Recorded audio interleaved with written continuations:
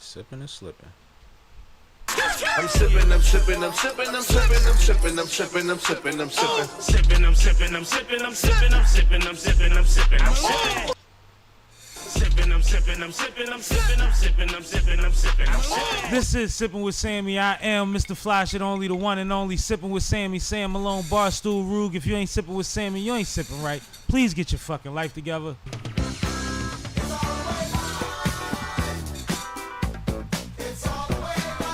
Damn, Sammy, you done. Damn, Sammy, you done. Damn, Sammy, you done fucked up. Because I got high. Because I got high. Wait a minute. Yeah. Hold up, wait a minute. Yeah. Hold up, wait a minute. Hold up, wait a minute. Hold up, wait a minute. Y'all thought I was finished? Yep. What's up with y'all, man? As y'all can see, I'm in a good mood. I'm having fun with my soundboard. I'm actually trying to make sure I remember where all the buttons is at while we test for the sound and everything on the streams and make sure that everything is situated. Shout out to y'all. Salute to y'all. Happy Monday. Happy hour. All that flyness. Cheers to you. If you got a drink, sip with me one time. It's a beautiful day in the neighborhood. Following a pretty decent weekend, and we're gonna get that into that in a second. We have a new graphic that has K and Cash added to it, which is very interesting. As I watch C Cash make a U-turn and try to park in front of my house. But now, since he's not in here, and I just gave that away, I do have Kay in a situation with me. Kay, how you doing? You good? You over there? I'm here. Hold on. All right. Hold on. Yeah, because I don't hear you on the mic. There we go. There we go. There we go. Ooh. Yeah, there you go. Now I'm spicy. Now you on. You lit, Hey. homie. K-Cam. Yeah, what's up with you? Oh, you know, living the dream. Yeah? How's the dream going so far? It's mine, so I make it up as I go. Oh, man, I guess that means you decent. Yep. All right, cool. Glad to have you here today, as usual. For y'all that don't know, she on that side because she handles everything. She over there pushing all the budgets, open the door, all the buttons, working the cameras, which we have a 3-camera setup for those that haven't caught on yet. It's quite a bit going on. We do have one of my co-hosts finally decided to show up for work. He's in here. Finally. You know what I'm saying? And we got a special guest. Yeah, come on, man. What the fuck? You being off camera ain't helping. You know what I'm saying? What's up with you, homie? How you? Sammy, bro. Pleasure to meet you.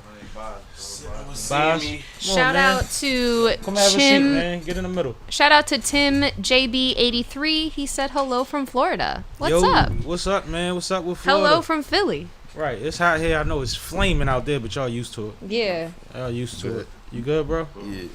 All right. Niggas need beverages and all that. Y'all cool?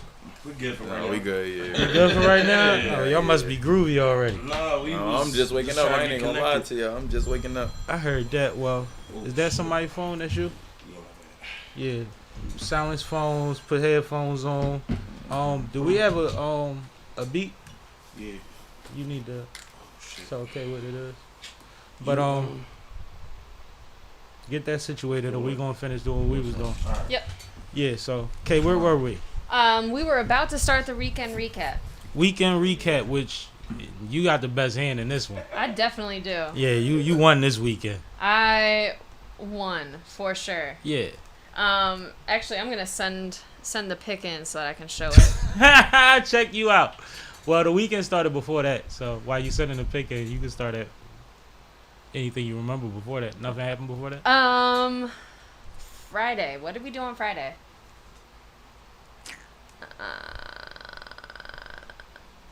You know my mind be as blank as yours. I feel like I made a fire every night this weekend. You did. Yeah. You had a fire on Friday night. I set that one out. Yeah, I made the fire pit out the back. Yep. Yeah. So I just chilled on Friday night because I got some great news on Friday that I was very excited about. Mm-hmm. Which I'm trying not to spill the beans on. Appreciate you. Right, so you get the picture situated? Exactly. All right, cool. So, So why don't you start? the hell did I have going on this weekend? I don't think I did much, man. My folks was out of town, so I had to make sure I checked on grandma. That was easy lifting. Shout out to my barber for holding her down. Everybody else was at the family reunion. So salute to my family. I'll probably be at the next one. Thanks. I don't know. This one was short notice. I don't think they wanted me to come. I found out last minute, but it's all love. My sister found a way to still get her flight in time. So shout out to her for making the effort. I was too poor to do stuff last minute, man. You know what I'm saying? Like I ain't rich. I know that's right. But Those last minute flights be expensive. Expensive, especially when you going somewhere like Carolinas. You be like, I don't want to spend all that to fly there. Right, where you can normally get like a $200 round trip, John. Or if you had enough time to plan, you fuck around, it would have just drove and stopped somewhere the night before. Got a nice rental or something. What are you breaking my set? What's going on over there? I ain't had nothing to do with that for me. Bro, nothing falls on its own. See cash for y'all, man. Nothing falls on its own. Introduce yourself to my people now that you situated, man. Go ahead, man. What's up, man? How y'all, man? My name Boss Beneficial, man. Straight from West Side, man. West Philly, Lansdowne. You know what's going on. That part in that order. Cash, Appreciate I need you sliding, to check bro. your mic so I know which one to turn on. Appreciate y'all for having me. Yeah. Yes, sir. Yes, sir. There I go. Keep talking, bro. Tap it. Yo. Tab it. Do something. Yeah. That ain't it. That's not it. No. You That's just turn somebody mine else. off. No, There I we go. didn't. Tap it again. There we go. There we go. There we go. All right, so we good. I'm sorry, y'all. So we decent. It's okay. You know, sometimes it takes us a little minute to get situated. It's okay. Cause So- see, that's the thing. I don't even want to talk. I want you to tell this. I'm ready. I This think is I'm amazing. ready. All right, y'all. So on Friday Navigating. morning, I got news from my mom that so if you haven't been tuning in for a while, my brother and his wife have been pregnant, and I announced that on here back in it was probably like Thanksgiving I found out. Yeah. So it's been a minute, obviously. And then on Friday, I got the news that my sister-in-law was being induced. So, welcome to the world, little Lenny. Congratulations. Yes. So this is obviously my first niece, my first the first grandbaby for my parents in general. So everybody is extremely excited. It's the first grand for both sides, right? Yes, for both sides. My dad actually went up on Friday when he found out that they were being induced to kind of be there for them and make sure that they had support, watching the dog, all of that stuff. A family and these dogs, bro. Yeah, my family likes our dogs. It's fine. And so the other thing that's interesting about this baby is nobody knew. Everybody found out the sex immediately when they found out that she was pregnant, but nobody knew what the gender of the baby was actually going to be. Or not the gender, the name of the baby was actually going to be. So, Gender. yeah, I said gender. Whoops. What the name of the baby was going to be. I'm trying to do too many things at once here. And so we had to find She's out. excited. We had to wait until the Right. birth to find out what the name was going to be. And so the real full name is Helen Margaret Werkheiser Anderson. Werkheiser being my sister-in-law's maiden name, and Helen is my dad's mom's name, and Margaret is my mom's name. So Lenny for short for Helen, but that is the full name of So she the has 4 newest names. Anderson. Yes. Oh, that's cool. I mean, she's. Never mind. No, my son got 4 names. See, y'all think I was gonna say white, and I wasn't gonna say white. But what I will say, Don't be is, a hater. no, I was about to give up too much information. Oh. But what I will say is that I'm going with Hell. Yeah, like Lenny is. I'm going with Hell. I ain't gonna lie, cause I'm going with that's Hell. a funny nickname for Helen. I ain't gonna lie. Like, but no, Lenny is fly. It's fire. It's fly. See- But this is the first grandbaby on both sides, and it has an Aunt K. This baby's gonna be hell on wheels. Probably gonna be a great kid, but it's Yeah. gonna be Facts. whether that's physically or mentally. You Yeah. are gonna get worn out by this child. Yeah, facts. I know it. Yep. I know What's it. up? More life, more love. You know what I'm saying? I was about to talk Exactly. too much though. So shout out to Greg and Emily, my brother and my sister. Shout out to Lenny. I'm gonna call her LL Cool J. No, man, I'm excited for y'all. Congratulations to the whole family, man. That's awesome. Yes, and we're all extremely excited to meet her, as you can imagine. And this is one of those things, not to give up too much information, where it took a while to get here. Yeah. Mm-hmm. You know what I mean? And these are two hard-working couple that's been together since high school. It was time. Yeah. They've been married at this point for, I want to say 10 years. Mm-hmm. And they were together for 10 years before they got married. So, yeah. well so deserved. Fire. Well Yeah. deserved. Like That's that's fire. that's Yeah, dope that's as hell. fire. You know what I'm saying? Definitely fire. You know what I mean? So I was excited for y'all. It's dope to see you going through the motions. It's just it's fly. Yeah. Yeah, for sure. Did you Like get? I actually had spoken on that before. Like you know how people be saying you should get married in the first 2-3 years. You should know if you want to marry somebody. Yeah. That's that's fake. Like Yeah, that's not- everybody got their own race, man. Exactly.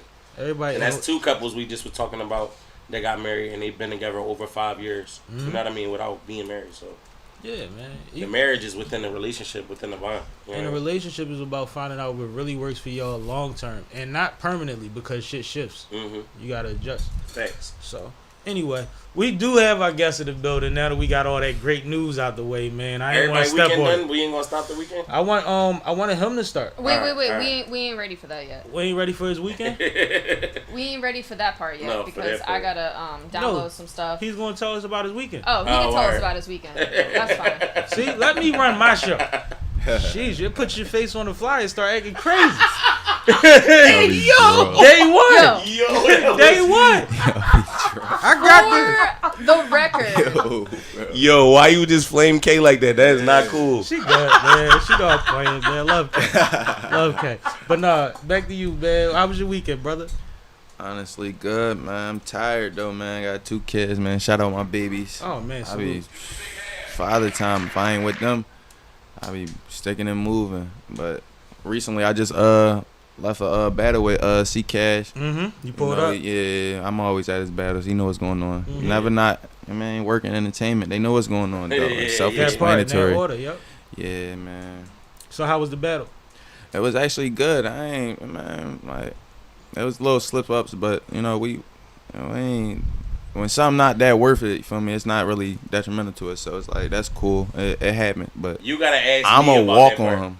I'm asking him first for a reason. I'm going to walk on him. It don't matter. I'm going to redeem my mans. I'm going to walk on him on the 20th. Oh, It's so just you- that simple. Oh, so you get to get your get Yeah, back for it? yeah. Oh, that's heavy. That's They a know what's setup. going on. Yeah, Oh, that's that's a heavy. bad setup. That's a setup, John. It's a bad setup.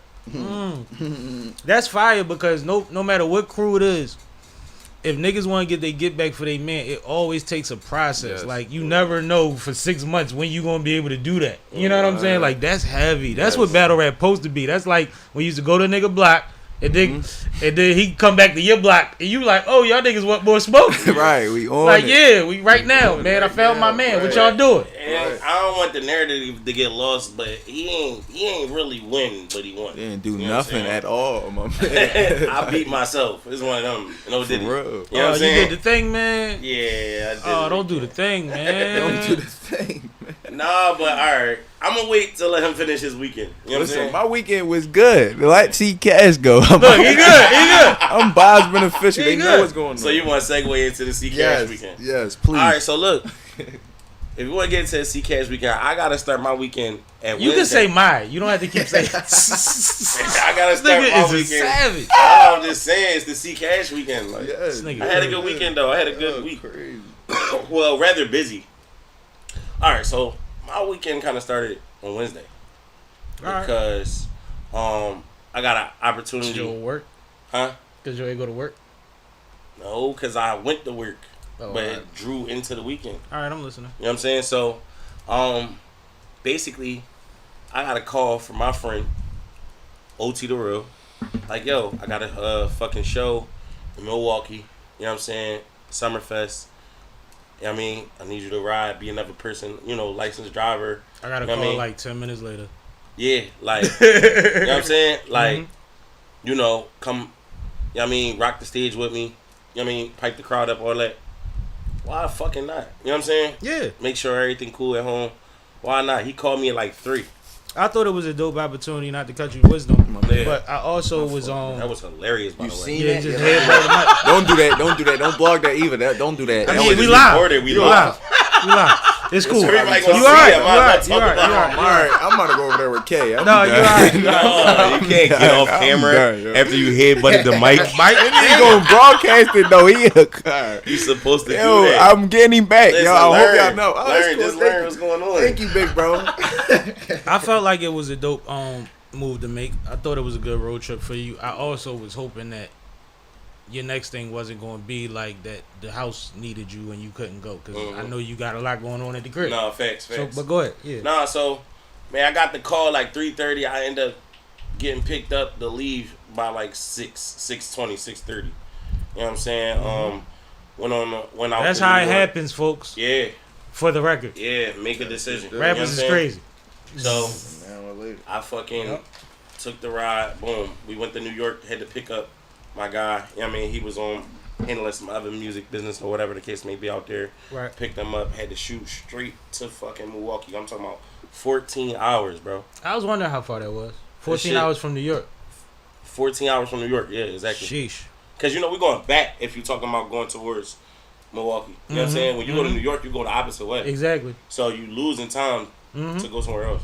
But that's how the route started. And it was fun, man. Shout out to Izzy. Shout out to DJ Too Tough. Shout out to Too tough. Shout out to J Mac Visuals. Yo, this fucking kid J Mac is a problem, bro. You gonna see him more and more in the city and everywhere else. His He supposed to be videos, pulling up too, right? photography, all of that. I'm talking to him about it. Yeah. All right, cool.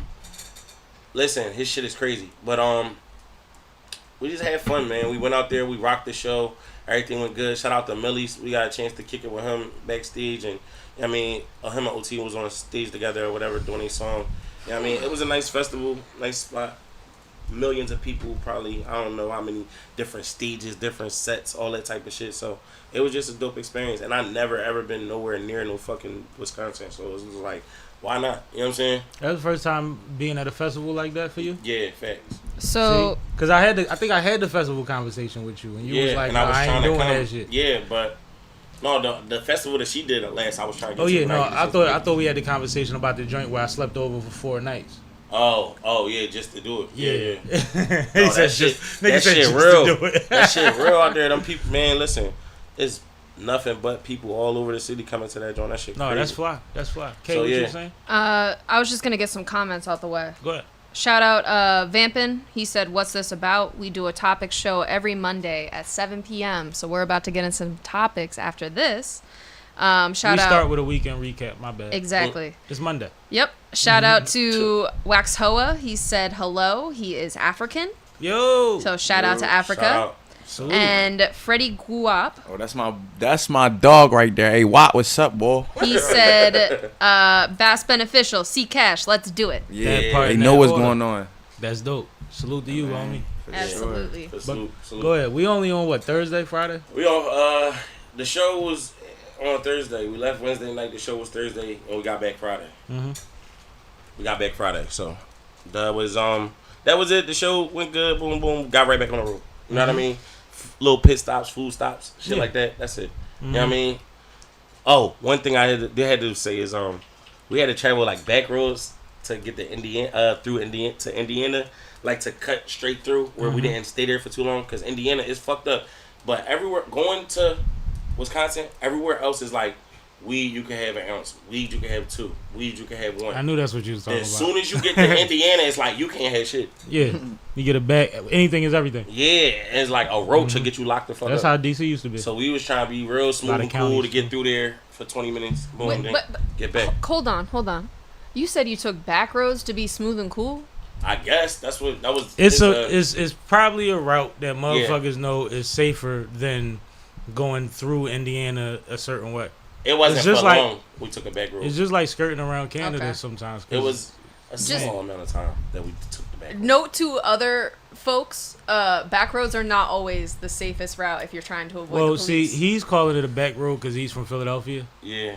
So it might not have necessarily been a back road. It just might have been an alternative route. Yeah, it wasn't like no, like scenic. It was just straight through grass and shit on the side. Like that's it. Like, Yeah, so whatever. Like I mean, low road, either way, whatever. when you traveling, especially, we smoke and Yeah. other things, yeah, it's always a risk. always. And if this is a route that many before you have taken, Yeah, then you make a decision. facts. And you roll the dice, man. You roll the dice. Yeah, so we did that. Boom, we got back. Friday, I had to get right because I had a battle on Saturday. So, and then also he had a performance to do on Saturday. Dope. Got that lined up too. So, running around making sure everything cool with the family. I just got back. They miss me. All that type of stuff. The young boy going Aw. crazy, kicking his legs and all that when he see me. I mean, I was talking to the medicine ball, man. and they gonna call you the medicine ball. It's You used to funny be as a hell. football, now you heavier. Yeah, he's heavy. But we got back in, handle some things. Boom, battle. Get with this guy. Had a couple other guys I was trying to bring out. Didn't make it. Boom. Shout out our cameraman too. Yeah, we had to go to Harlem first Shout out our dog. to go to Queens, where the battle was in Queens. But shout out to Bars on Deck podcast. My guy King Swift Word. from Harlem. He actually wanted to come to the to the battle and do the interview or whatever that we had lined up. So he wanted to do a live interview. We did an Instagram interview before. He wanted to do a live one. So picked him up in Harlem. Shot to the battle.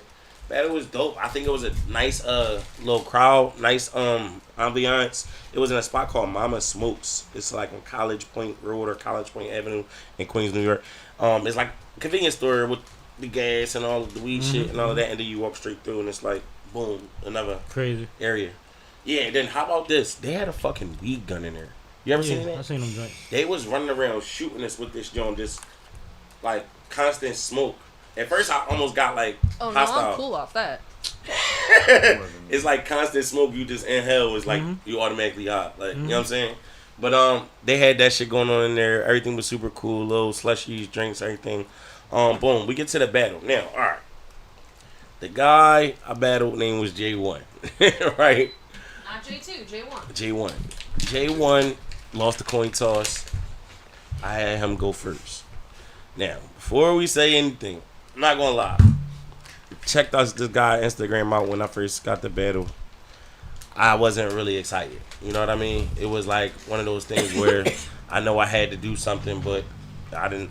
I guess like I didn't have to do my best. You but, thought this was a walkthrough. and yeah, at the same time, it is never a walkthrough. If you really take your craft serious, you gotta perform your best of your ability whenever you step out, no matter what. Recognize I'm not talking yet.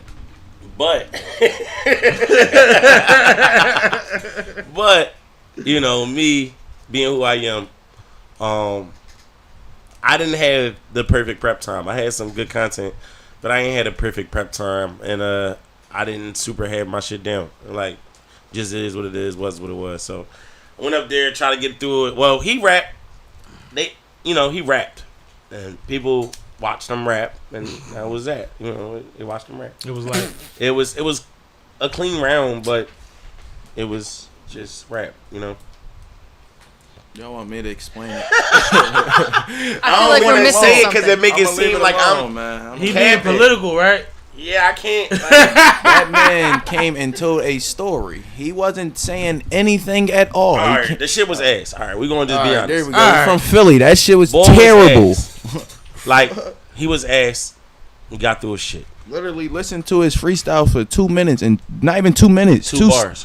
And cut it off. That shit corny. All right, but at the end of the day, in the art of battling, in the game, which we respect, you do your job and get in and get out of there. Then and somebody else doesn't, then you won. And that's what happened. Them the rules. I didn't. Yeah, that's the rules. We gotta abide by the rules. I ain't get through my shit clean.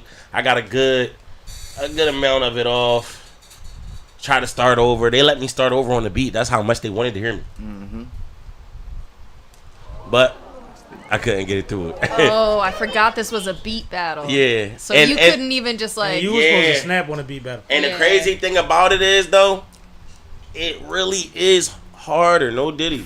It's a little harder if you don't have your shit down. Like, if you if you got your shit like 60% locked in on almost acapella, done. you might be able to pick it up or have it a little not super connected. But if you ain't got that shit down on that beat, because it kind of allow you to pay attention to everything else that's going on. It's like the beat, you off the beat, then you was like, damn, how people looking, or what people, somebody say something, or damn, I'm trying to rap, I can hear people talking. It's a lot. Like that shit ain't super duper easy. Now so, I have a question. Yeah. Or two. Huh? So what was it? Was it the weed gun? No. Or was it you being a nut? Because you just told us that you was on a 40-hour road trip. You was not talking to them niggas for 15 hours a clip, bro. No, I wasn't. Why the fuck you wasn't rehearsing? You I was. On the way to New York, I gotta hear around 18 times. I'm about to get up. He must know the future. He must. I've have been on there. the trips. No, you must have been there though. Trips. The song was playing back to back. Yeah. Nigga, what are we doing? But I'm gonna tell you why. You know why? Your face is crazy. You see singing? You know why? No, I'm good though. I like it. I like The just joint on singing. the side, but on the other side. Nah, right? this the Appreciate thing. you, bro. It's not that I ain't had the time to rehearse. It's just I ain't have the space to. You ain't You taking in serious. a car with 5 people. No, I'm in a car with 5 people that whole time, right? For 2 days dinner, and you already know what's going on. Motherfuckers is listening to the music that they making. Bro just dropped the album with Fuego Bass. Shout out to him, Benny the Butcher on this joint. He just dropped the video. Like he's listening to shit that's going on. So it's kind of hard for me to lock in on this beat and keep rehearsing it. Even though I'm doing it though, I'm reading it. And then it's like we high, Invest in we falling headphones. asleep. I got headphones. I had headphones on. I The think- headphones don't stop. When listen, if you locking something in, sometimes you pause the like for me, my formula, like when I write, I might listen to the beat for a while, then I cut it off and then just go bars. Cause the beat locked in my head already. But when you got something I've else written playing, songs like that. if you got something else playing too, it's like that's like a fuck up. It's like a brain fart. That shit don't work for me. I don't know about everybody That's else. why I said invest in headphones because they're noise cancellation headphones. Oh, okay, cool, They just cost more. good joke. So No, I'm have- telling you why I said what I I have said. a follow-up question. Can't hear the beat. Yeah, for sure. So do you think the fact that you weren't super impressed by your opponent and like Oh, not very yes. excited to battle him played into your preparation? Yeah, because the time before that, I could have. But I ain't gonna lie, June was a crazy month for me. I'm not making excuses. No, it's true. You battled like damn near every weekend. No, I didn't even battle that much this year, this month. I didn't. June, who else I battled? I don't even think I know you battled had a nobody. lot of battles lined up. I don't know if it was this Yeah, one. but Might I have don't been think I last battled month. that much I think in it was June. May. I had Oh, it one was May. You right. Yeah, It was May. yeah. So it wasn't really that. It was like my mental space, certain things going on. You know. So now homie went home and told his girl he whooped your ass. I mean, he might have, but Look at you. Shout out to Levon Brown. That's my dog, LB53. Yes. He said, "Boz." Yeah, they know what's going on. Right. Bring the And- family through. You heard me? I heard that. N9 Nah said fire sign. 9? Yeah. that's what's up. Hey, you know what's crazy? love. Shout out to guys, man. I love y'all, man. Facts. Salute to y'all for supporting this brother for 100. But I just thought about it. It's perfect timing now, man. What? Drop a beat, man. Let's Yeah. get into it, All man. right. Let me make sure. Boz been sitting here Through. trying to get his mind right. Now Yeah, he let got him his know why blunt you lit. here. Now he got his blunt lit. You know what I'm saying? I figure it's time.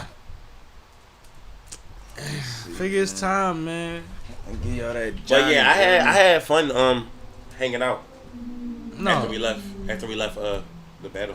Oh, all right. Yeah, we kind of went through Harlem, was kicking it, getting some food, was chilling. Yeah. That's Yeah, what's man. up. You wasn't too hard on yourself. Yeah, I honestly, shout out to J1, man, but you're not fucking with me and you know it. I rap my shit to you after I fucked up to let you know that you really. And his face was salty. And he said, I'm glad you didn't finish your round. It's cool though. Oh. You know what I mean? It's love. That's what happens. You know what I'm saying? Like, Married to the bars. We need a bar breakdown. that's funny as shit.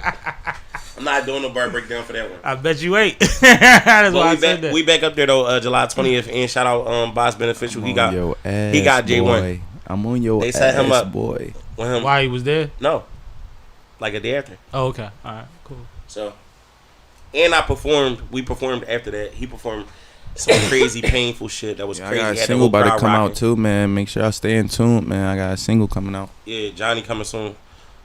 Yeah, man. So It's the one picture the nigga got on the internet. Yeah. Nigga ain't got no pictures on the internet. I decided you and I gotta connect because I don't you do need the some pics. photos. I and he's do the crazy. pics, He you like heard me? he like be looking away from. It ain't the no camera. two ways do the about this pics. thing, bro. Yeah, Right. I'm Ain't no already two ways about it. I'm You already gotta knowing. do Help me, it. feel me. I'm here for it. I had to I'm here for search it. a little too hard for this. For this picture. Right. Like, You still don't see the nigga. Fuck, my bad, Right. my bad. It's Right. cool. And he looked like he was younger. I can't really I'm gonna tell. stay young. You see the face? I'm gonna Nah, stay young. you know, everybody but cat. Anyway, everybody but Cash was stay young. yeah, man. Oh, I Out of here. thought you said everybody but K and it was a white joke. No. No. Wow. That I was just gonna let it gangster. slide too. Yo. That would have been very crazy. See, my brain not dark, but that would have been funny. That's But crazy. I like, wouldn't have did that. damn, I don't even think nobody would have called it butt K if I said that. That would have been crazy. They would have been like, no, K I looks think- young. Like, she would have got defended. Sammy just wish I was his blood little brother or something. That's all it is. You know what I'm saying? He like calling me ugly on the phone and Bro, shit. what's the difference? What's I up talk with to you more than I talk to the ones Fuck I've outta known here. longer than you. I Shit. don't care. Nigga just bothers me. This Bother. bothers me. You bother me. Y'all crazy. This nigga text me at 2 a.m. Yo, you like these slippers right here? Them joints be red, white, and blue. Like, yo, what's that? I don't never be looking at no Some red, different white, shit. blue shit. It'd be some You won't a see me European, repping flags. Asian slippers. I mean, you know, I'm a connoisseur of fine shit. Like, Are this you- nigga's on some old head shit. Are you ready? Because I'm ready now. I'm Yeah, always ready. ready. And shout out to my font t-shirt. This Yeah. K on. Oh, Shout yeah. out my tea. Yeah, Top let's get it. Productions. Let's get that merch out there. Yeah, Yeah. but Shout let's out get in the 1K, buys, man. man. Absolutely. Yeah, this is Johnny. Johnny, Boss Beneficial, coming soon. All platforms. Let's go. Let's go. It's me. Oops, sorry. Turn me up a little bit. Yeah, that's low. I don't know that I can. Get a little louder. I don't know how though. Hold on. Let's try to get it together real quick. You know, a workaround. I'm gonna figure Back one to out. grinding cash up. It's like no. Can't grind me up. I'm the ultimate grinder upper. So this is Johnny. We about to get into is Johnny. Let's That's see if the, this is that's the louder. record. That's the name of the record, yeah. No, that's still low. Sorry. You good? Take your time. Hold on. I got an idea. They gonna want to hear this anyway. It's worth the wait. There's folks in the chat like, yo, I need to hear Johnny. Sure. They like, The I'm guys already here. know what's going Where on. is Share the Johnny? West side, man. West side. They know what's going on. I love the support though. That's a real thing, man. Mm-hmm. It's a Yeah, real man. thing. Alright, trying to make sure I ain't missing nothing on the commentary side of things. Let's see. We gotta talk. Y'all can't be quiet. People watching. I'm sharing. I'm sharing the live, man. Oh, I yeah. So y'all can appreciate get that. in here and watch. Wake what's up, going baby. Why you ain't up? You supposed to be in this YouTube That part. watching your man. on. I heard that. I And it's- told wifey to tap in too. You yeah. know what's going on. So. She was just like, I don't like when I mean, if we It be can't, too many it's people. loud enough. We It's just got loud to work enough, with and it. they know what's going on. Like, yeah. Well, I can turn it up for them. I just can't turn it up for you. All right, that's cool. Turn it up for them, man. I heard that. I heard that. He came to Put work. your other ear This in. nigga came to work. No, I do this. You can stand Yeah. up if you want to I too. am. I'm about to. All right, well. You want me to move a little bit? No, you good.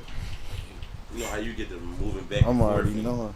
bobbing and No, it don't even be me. It be the cuz that's rapping. I don't know. Cuz. I heard that. He just be crazy. rapping, bro. He crazy. All right. Different. Let's do this. Let's get busy. I'm excited, man. It's me. If it's street shit, why won't you leave it there? Be prepared with all this bullshit, cause smell a reaper there. Shit, watch from all angles, even your circle too. You could claim you solid all you want, but niggas jump they squares. I could black, put the rap game in a chokehold. Amateurs, niggas get a deal, then they go broke. One hit wonder, shit ain't work, so they sell their souls. Never me. If I ain't got a plate, I'm gonna use a bowl. Back to bowl. Or that baking soda. I know how I use a stove. That right arm lock, my left the one like Derrick Rose. Took that shot, I ain't lit yet, so I'm taking 2. No jump man, but drop 38 and still gained the flu. Top shelf nigga, the way to me, you need a stepping stool. Fucking little boy hop in the game and you ain't made the score. I'm a center nigga, I hold that block down and play the board. I be him in the future, and I was him before. Hopped on a road that's I-76 and 95, a general.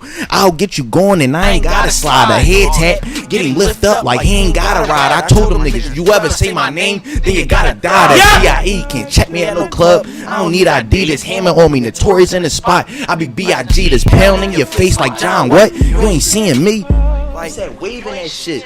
Nigga, I get my foot up in this door, they gon' hate me. It's 4th quarter, shit clutch time. I'm like Tracy, this ain't GTA. You only get one life, so don't get wasted. Stay patient. I always been advanced, was never basic. This that same boss. I'm from Redfield, straight from the basement. I be 101. Yeah, that fat boy that ran up honey buns. Had to slim her down, cause pushing weight is what I'm coming from. Hands down, stand up on that block until the sun come up.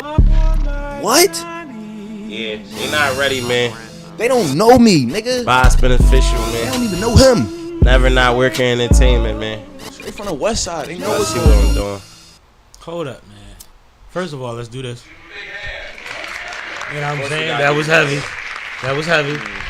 But I heard a couple things that stand out to me, man. Yeah, this is what I like about There's this rapping word. on podcast. There's this word that he said. It's called Redfield. Yeah, It's actually a street. yeah. You see what that is in front of you? Yeah. Right there? Media right down the block. You know what that's at, right? Yeah. Nigga, fuck around and know my pop know. Talk out. You know what I'm saying? Like, fuck around on my pop know. Like, that's us back there. Yeah, I know. He grew up a couple blocks from Cool C and Steady beating them. Yeah, he one of them, man. Like, ain't no game where you from. He said Lansdowne. Yeah. I know exactly the Straight route. from out of west side, you know Lansdowne. Yeah, Never man. claim a block you never did a dirt on. Uh-huh. I really played the block. Sir, them white bitches probably know your pop. I been out the way, be hard to reach shit like a shoulder lock.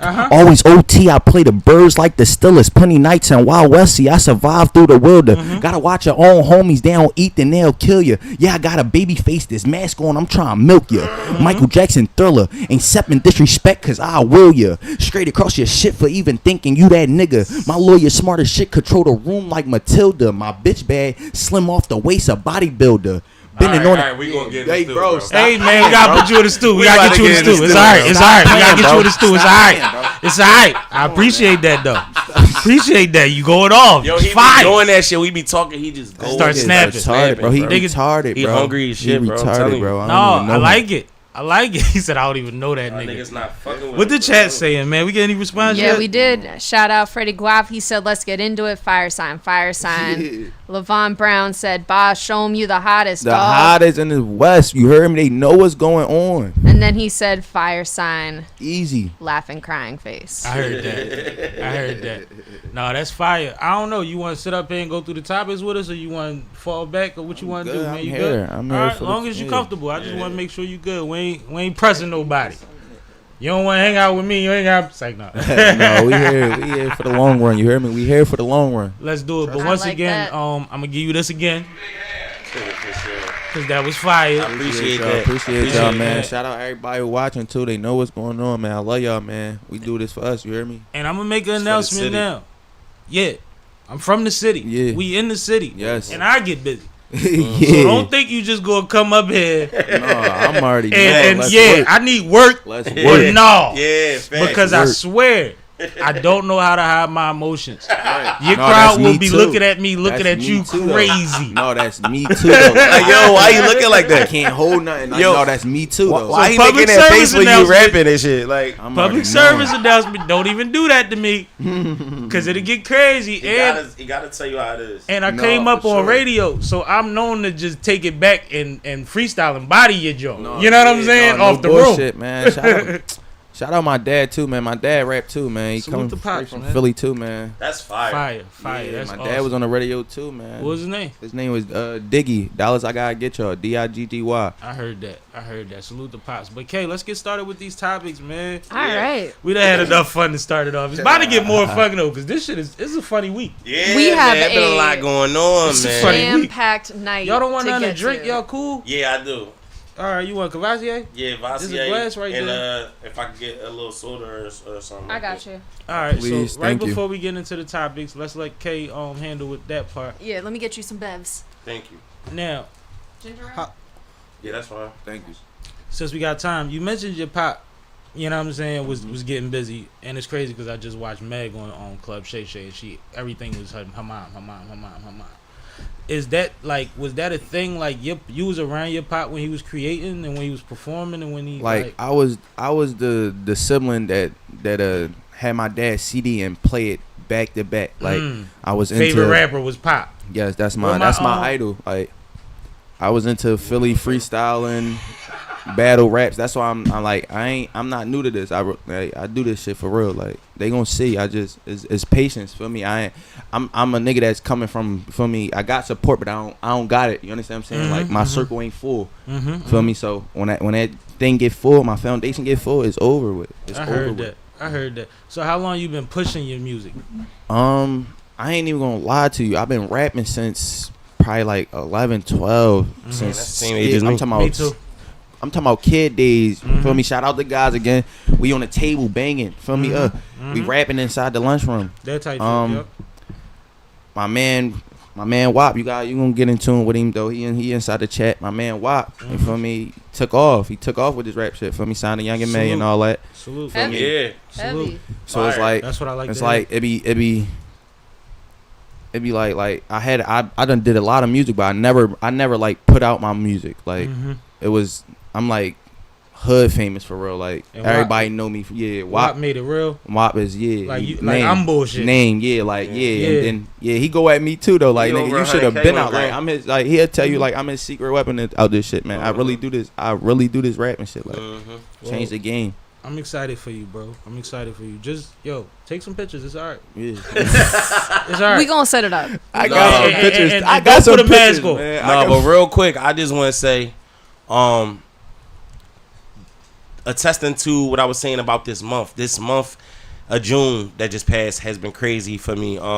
Everybody know my little brother. He lost his life in 2020 and his birthday R.I.P. my passed dog. June 19th. Salute, man. You know what I'm saying? And the crazy thing is, I think just a few months back, I got introduced to him by my little brother cousin. You know what I'm saying? Shout out Queso. Yeah, shout out Queso. They all three of them was friends, but he happened to be just a few years younger than them. You know what I'm saying? I know how to go. And I never met him before and never knew he could rap, never knew he wanted to lock in with somebody like me. You know what I'm saying? So I had to say, you know, the connection between me and him is like kind of instant because of who it came from. You know what I'm saying? I get it. Yeah. So Like we it's a met dope, yesterday. it's a dope, you know what I mean, type Yeah, of joint. but- You know what I'm saying? No, that's fly. And I mean, Right.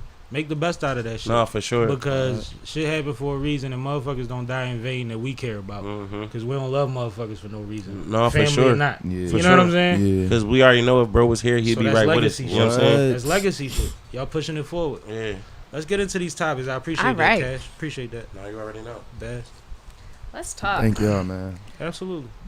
All right, this week we're gonna start with sports again because we have so much sports to get to. Tis the season, ain't it? Yes. Season over, and I'm still excited. And right you now. know we love talking sports, so let's get started with a little WNBA, which the season is not over for. Right. If you haven't been following the last 3 weeks, we have been talking about Angel Reese. Angel Reese is now officially the new record holder for back-to-back double-doubles in the WNBA, period. Smoking bitches' faces. She has now had her 10th straight double-double, finishing her last game with 10 points and 16 rebounds. Previously, the record was held by Candace Parker from Shout back out in Candace Parker. 2015. Monster. And remember, Angel Reese is only a rookie. So for her to be breaking this record as a rookie, the streak is still going, so who knows where her new record is going to stop at. But this is just astounding to me. So shout out to Angel Reese. This is huge. Once again. But Super duper. for me, I just feel like she's gonna average a double-double. I feel like like overall, like maybe not this season, maybe this season, depending on how how long she can hold this down and How long the streak how the gonna go. numbers fluctuate. Yeah. It's possible, but I think career-wise, she's gonna be a double-double. I think that's anticipated. Like Yeah. I think that's like it's just great that she's gotten here so quickly. I think the But speed of it. It also bring big shoes to fill, and she's a rookie. And probably not used to all the super duper attention. You know what I'm saying? Well, Like she actually WNBA. handles attention well. Right. But I mean, this is a Candace Parker record. Nah. Yeah. Candace Parker was in the light too, and was beautiful, and you know what I mean. All of the things, in all actuality, that's a Candace Parker record. That's a big deal. Yeah. Like when she You know, start once breaking you do Asian something- records, we gonna have a headache. Once you do something, you can't not do it no more. You know that. But you know I don't what I'm saying? think. I mean, barring injury, like severe Right. injury, I don't see where she doesn't, because she's still learning. Yeah. Like very raw on She the hasn't learning. had an off season as a WNBA player yet. Right. So she still ain't got to train with the big dogs like that. You know, the ones they gonna sit you down with for the Yeah. summer. You got 3 weeks with them and Yeah. all that shit. Diet, strength and conditioning. Yeah. She ain't get into none of that yet. Yeah. That's why they kept saying her and Caitlyn is going into the league full of grown women. Right. These chicks done ran that part. LB agrees. He said Dave that Buckets. she's gonna I ain't average a even gonna lie to you. double-double. I wasn't even gonna draw. Like I hoop too, but my man LB, y'all gonna hear about him soon. Like he's dangerous. He the hottest out west right now. I heard Oh. that. LB right now, yeah, he in the chat. He played his basketball shit, so you could talk to him You about lucky that. I tore my knee up. So He dangerous. His bounce stupid. Right? And Willie Will just let me chimed know when you got a in. game. I'll pull up. He said that they're still not trying to give her Say no credit. more. And that's true. One of the I love other West. things that I wanted to talk about as we were talking about this topic is people still, including in our comments, are talking about how Caitlin Clark is the only reason that folks are watching the WNBA. And I just want to put that to bed now. Let's be clear. Angel Reese is a huge reason that people are watching the WNBA, especially considering how well she's been playing in this season in general. She's been consistent. She's grown consistently since game one. She's gotten fucked up too, just like Caitlyn. But like, we talking about hooping. like if you're an adult male, this is my theory. If you never been crossed over or dunked on, you ain't played with nobody. Yeah. Like shit happens. I done fell before. I play back. I done fell before. You see what I'm saying? That's like the shooter that never been shot at. Like it don't even. What? What are we talking about? Wow. Like this is crazy. Did they You know, see there's you? moving targets in the field, right? Yeah, like oh, you just tear paper up. Yeah, that's Okay, that's- cool. Right. So this all comes back You see what I'm saying? It's a full circle difference. to my whole situation with the battle shit. You really get busy, you fuck niggas up, you gonna lose or come short sometime. You know what I'm saying? You will, but That's you how it go. admittedly came short because of your own doing and Yeah, I you know. underestimating your competition. So don't try to flip that one. But no, I didn't underestimate I him. love you He to was death, though. ass. Love you to death. I didn't underestimate him. He was No, ass. but you underestimated him to the point where you thought you could walk through him with less preparation and you didn't. Yeah, that was the only part. But All right, well, yeah. give my packet back. Still was Prince ass. Prince Scrumpty Prince Scrumpty said, "Yo, Boz." Oh, that's my little brother. What's up, little? Oh, that's my little brother. What's up, boy? That's crazy. Love you, man. That's my little brother, blood little brother, man. Love Fire. you, man. And Love- Willie Will said, and she put in that work on both sides of the floor. That is absolutely true. Bucket. She definitely does. Definitely does. Keep the comments going. Y'all doing good, man. Appreciate y'all input. Real rap. Absolutely. And the love. Anything else to say about women's basketball before we move on to that into the men? I just want to salute that queen, man. Angel is doing her thing, and later we're gonna talk about her former teammate in a good light too. But Absolutely.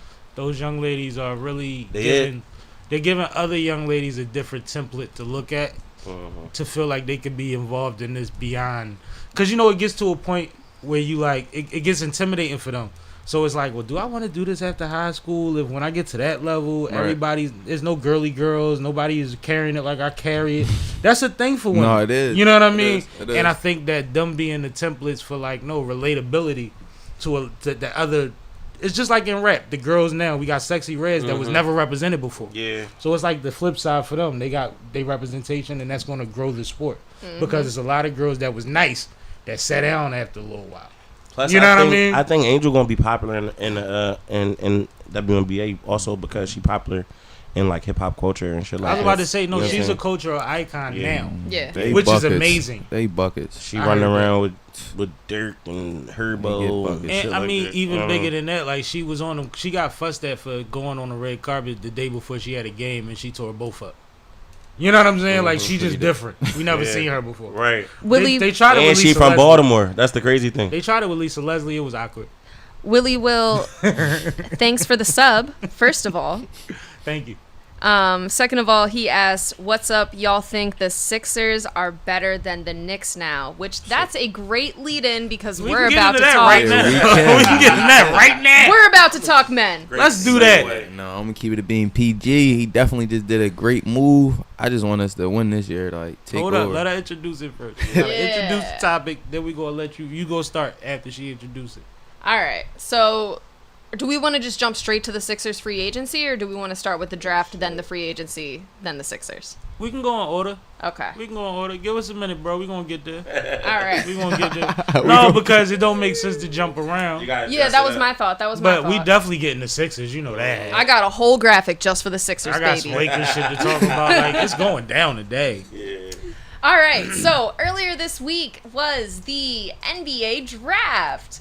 Unfortunately, this year was not one that was star-studded like previous years have been, but it was still very interesting to watch and take note of. A couple of very interesting things that happened.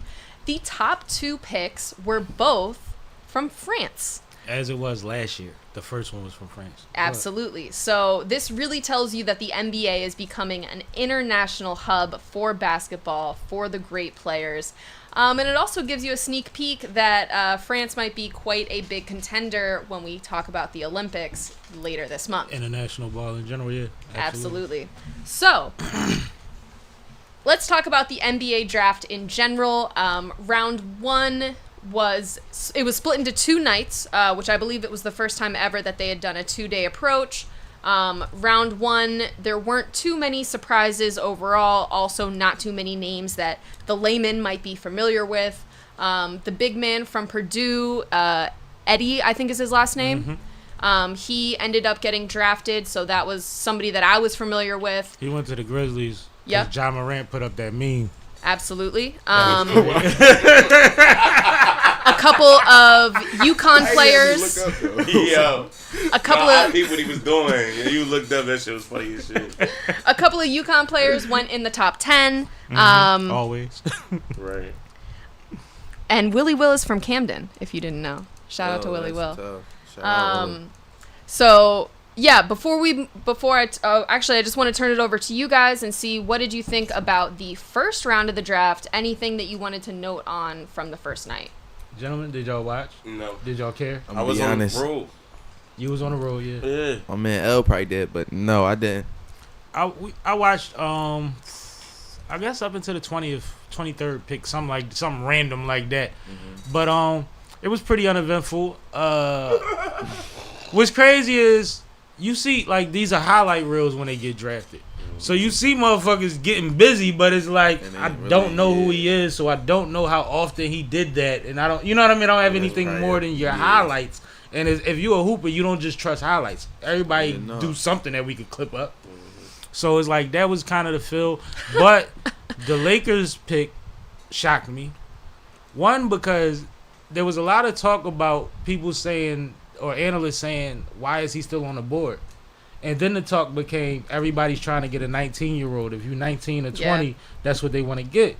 So then when the Lakers got him, it's like we stole that pick. I'm a Lakers fan.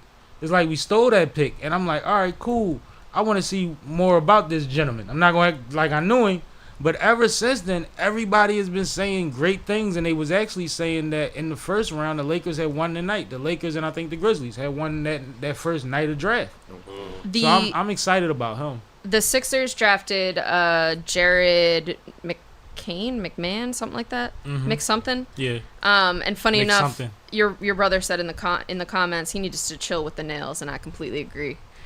Yeah, he's a nail painter. Yeah, he won't But last too he's a long in person- Philly painting nails. But he's a personality. Like young boy got like mad TikTok followers and shit like Man, that. listen, this is the thing. If you like something and that's what you want to do, you gotta stand No, on his it. little brother's Yeah. against it. But I think it brings up a good point about the personality of the kid that they just got. Yeah. We haven't had, as much as Maxie is personable, Maxie smiles through everything and Yeah. he always works hard.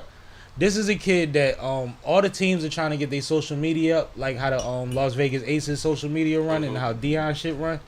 So he's the perfect conduit because he understands that world and he's already on it. He already doing it. That like we see he got black nails this week because he was in the workouts like this. You know what I mean? So I think that you're gonna get a lot out of him. Just don't expect him to be the nigga you want to go to the bar with. Yeah. That's all. Willie Will said the draft was butt cheeks, and Mostly. It's not wrong. and Bronny could have went undrafted if they just wanted him to play with his pop. Which brings us to the second day of draft, where the only real thing worth talking about was Bronny James got drafted. Great way to introduce 2 days of drafts. They had Bronny on the second day. You don't think that was the best player ever? Right. Nigga Nobody said we would have gonna watched split the it up second because day of Bronny gonna go Because Bronny, and they gonna watch. how How do you get a crowd that has not been used to 2 days of drafts? Like we are not the football crowd. So Bronny ended up going pick number 55 to the LA Lakers to play with his father, LeBron James. That's amazing. They are now the first father-son duo to officially be on the same team or NBA in history. Yeah. Yep. In NBA history. The memes are diabolical. The memes are phenomenal. But the funny thing is, Not the ones I seen with Dwayne Wade and all right, that's kind of crazy. yeah, But not those. Oh, and LB brought up another secondary great point. The second day of draft did include the Sixers signing the young boy from Duke. yeah. Yeah. Is that who it was, Oh. LB? Was it the young boy from Duke? He said Justin Edwards. That was his name? Oh, No, yeah. that was the Philly Bulls name. I don't know. I think so. I think it was. Because there was somebody from Philly that we ended up picking up. And that was the second day. Yeah, I think that's just. He said he's from Kentucky. Kentucky. Right. Oh, right. Yep, not All Duke. right, He's I from was close. Kentucky. Oh, Yep. You know they're the same when you hate all of them. My bad. But no, you're right, Kentucky. I appreciate that. But no, yeah, that was a good joint too And then- because that was a sleeper. Absolutely. And I watched him in the tournament. Prince said, I hope Embiid takes a leadership role on our second round draft pick, Aiden Bona. Agreed, because that was the African second round draft pick that we also picked up. Yep, I saw him. Absolutely. Yeah, I love you, completely bro. agree with that too. I think that's a great match, and I hope that they build off each other. No, I definitely do. I think that well, we'll get into the Sixers in a minute Yeah. because I'll rant. So let's talk about Bronny. Yeah, let's get into it. Well, you said he got picked 55th, second round. Everybody up here seems to be good with it. I'm gonna keep it a bean. From a dad perspective, that's amazing. That's amazing. Like I'm It's stuck on phenomenal. that. I'm stuck. It's on like that. words we Yeah. don't even get to That's say what I'm saying. regularly. I'm stuck like, on that. Like he did. Like for that to be a movement and everything, and that to be predicted and everything, and it happened. That's crazy. Yeah. Well, they changed the world. I'll tell you my point of view. I would love to hear your point of view, Kay. What else are you gonna do with a 55 pick? That's where I was going. Yeah. Like, that's it's true. not like It's not- you're going to get a superstar out of that pick. So if you're going to do something that's going to keep your superstar around for a couple more years, why not? Right. I mean, you always had the Giannis example where he had like two brothers on the bench that we never seen get in the game, but they cheer hard as hell. Yeah. They are great teammates, I'm sure. One of the brothers. And then he got one of the brothers actually. Corny. One of the brothers actually had to get folded into his Nike deal. Like he Yep, said, I I'm saw not that. signing. Like he would have went with Adidas if they would have took his brother. That's crazy. You see what I'm saying? So it's like we've seen crazy shit happen Politics for lesser is human real. beings and athletes. Nah, but I don't for want to your say human son- beings, lesser athletes. For your son, like I don't want to yeah. put that against you. That was rough, right? That was rough. That was rough. My bad. But like Oh, at wow. 55 though, like at 55, yo, the 55th pick. Why are we worried about Who else was they going to get that's going to get a jersey? Because it's the Lakers. Let's keep it real. A 6-foot guard. You get another white boy, motherfuckers be like, Austin Reeves might be out of there. Like, it'd be crazy. It's the Lakers. Like that, yeah. It's the Lakers. And I love AR-15. Right. You was just saying. You know what I'm saying? But, like, I think that the pick, I think strategically it was great. I think that the shortcomings, like, it's similar to a lot of things in our society with everything being on social media where people are just hanging on to the one thing that they see. Yeah. Which is how much he averaged in college. Right. They're not counting for the fact that he had cardiac arrest a year before that. He fought back through that. He's working in the college system. When college systems are college systems, they know you're not even going to be there more than a year. Yeah. You are not going to become the main guy straight from the gate, especially when you want a time restriction because we got to make sure you're healthy. Right. So all of those things count. But when he goes to a combine, they're comparing his numbers to everybody else that's trying to get a job in the NBA as a rookie. So when they say that he was successful in the combine, that means that he's better than you've probably been able to see. That's all. So and everything doesn't translate directly to the NBA from a combine. But there's certain athletes that overperform in combines, and there's certain ones that don't perform well in combines. Right. But we seen that they was monsters before that. Right. we got some comments chiming in. So I think that's fair. Go ahead. Willie Will said Bronny wasn't him in high school and was worse in college. He ain't gonna do shit in the league. Bronny was decent in high school. Then he said, Bryce is better though. my young boy DJ Wagner was better than Bronny in high school and had a better college career and chose to stay in college because he knows he ain't ready. We talking about Wagner Jr.? We talking about Whiney or we talking about his son? I think we're talking about somebody who's still in college. Oh, playing now? Yeah. Yeah, well, DJ tough. He tough. LB said they should have grabbed me, man, for the 55th pick.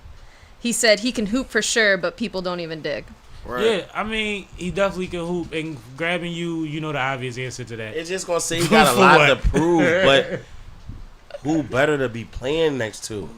Like, I mean, his game is going to elevate faster than anybody else it would naturally. And you know what's even iller about that, yo? We about to see marketing and branding deals that we've never seen before. What? Some father's son, like we see. Father's Day. Remember when Chris Paul had his kids in the State Farm and we was like, yo, that's heavy. That's heavy. Yeah. You know what I'm saying? No, this is different. To say sub, like tell somebody get out. Yeah, get off the court. Come here, son. Come on, you on the court with me? That's going to be phenomenal. Son, dunk on him. Let's go. Oh my God, that's amazing. I don't know, but they work out a lot together already. He might pick his son up and make him dunk on somebody like Lola Brooke. Set a pick, go ahead. Just jump. Like, yeah. This is not. Like, you don't know. Jams, they might got some crazy shit. It is, though. Bro, you see all the commercials? Bro, they making the games come to life. Bro. You see all the commercials with them two. You know how you create a team and normally do that? Like, yeah, this is happening, bro. They bringing. There's a creative player with his son. Yeah, it's crazy. Alright. Phenomenal. We done seen it all, man. Black president. Congratulations to the James family. The Bron is sleeping with his new teammate's mom meme was phenomenal. But now y'all burning it out. But initially it was great. And was that a real rumor? No, it's his son, so it was a joke. He's sleeping with his new teammate's mom because you know the prior thing was his mom sleeping with his team. Because I seen that and was like, is this real? Like, he's sleeping with with his mom before he knew his mom. For sure. Right. If you sleep with his mom, you would never make the NBA. You would not be. Thanks. What? You'd have been somebody else, baby. You'd have been a soccer player. Yes.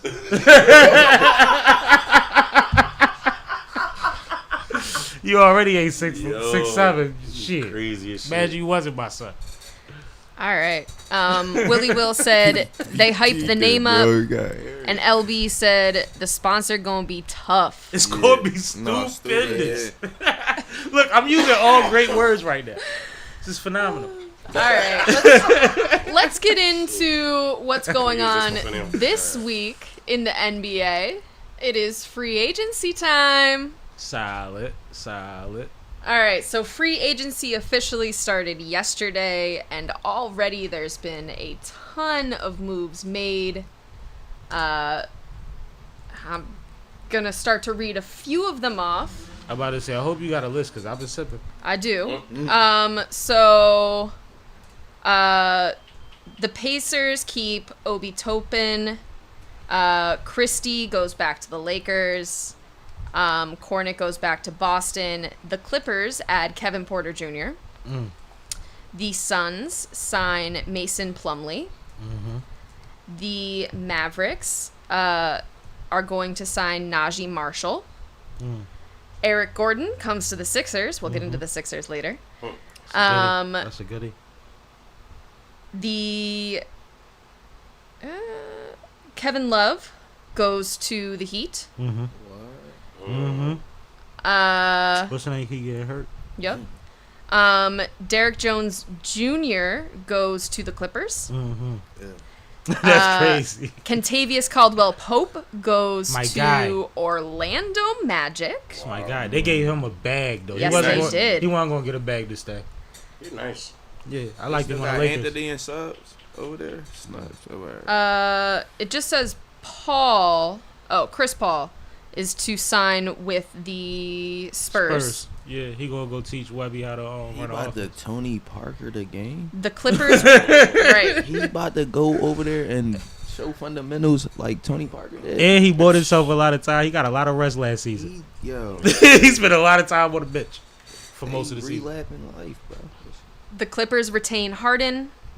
which is big for them because they lost Paul. That's a big deal too. It's a 2-year, $70 million deal. Damn. For 2 years? Right. They had to lock him. See, they made a decision, but go ahead. Yeah, I was like, Go ahead. that's cool. They made a decision. Go ahead. Utah Jazz gets Drew Eubanks. Okay, I'm not familiar with Drew Eubanks. Eubanks, I think I know that. That's person. Eubanks. Yeah. Trying to skip to names I know. Aaron Wiggins is going to stay at OKC. Mm-hmm. Andre Wiggins? It said Aaron. Okay. D'Anthony Melton is going to the Warriors. Mm-hmm. He was a Sixer previously. Had been hurt for the majority of the end of the season. I like Melton as a role But player. he's a good guard for Yep. sure. I like Melton. Melton's tough. Jalen Smith goes to the Bulls. Wow.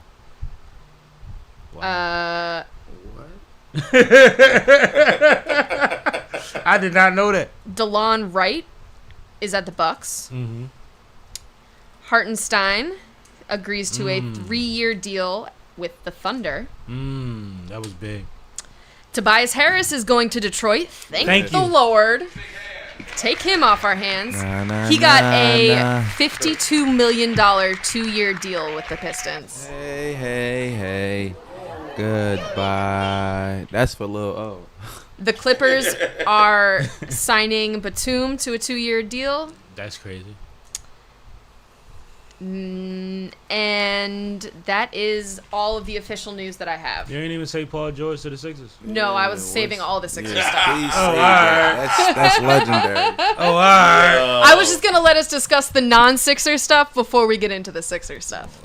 I think that it was a lot of trades. I mean, a lot of moves made that made a lot of sense. A lot of moves that are going to shake a lot of shit up. But what stands out is all of the Clippers things, right? Like, there's a lot of Clippers. Like, the 2 years, James Harden, $70 million.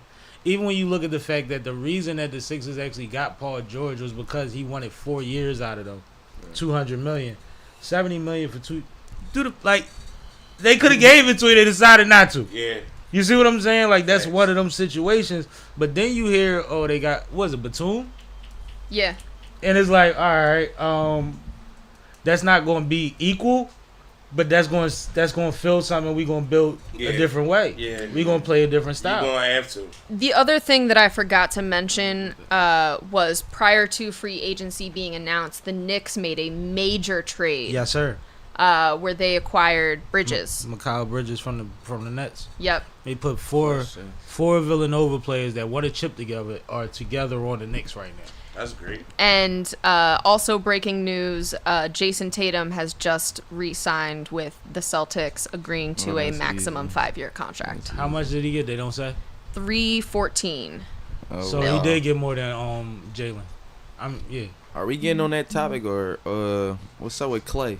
Clay going to the Mavs? Clay is supposed to sign with the Mavericks. Yeah. He going over there though? Hasn't been That's- official yet, from what I see.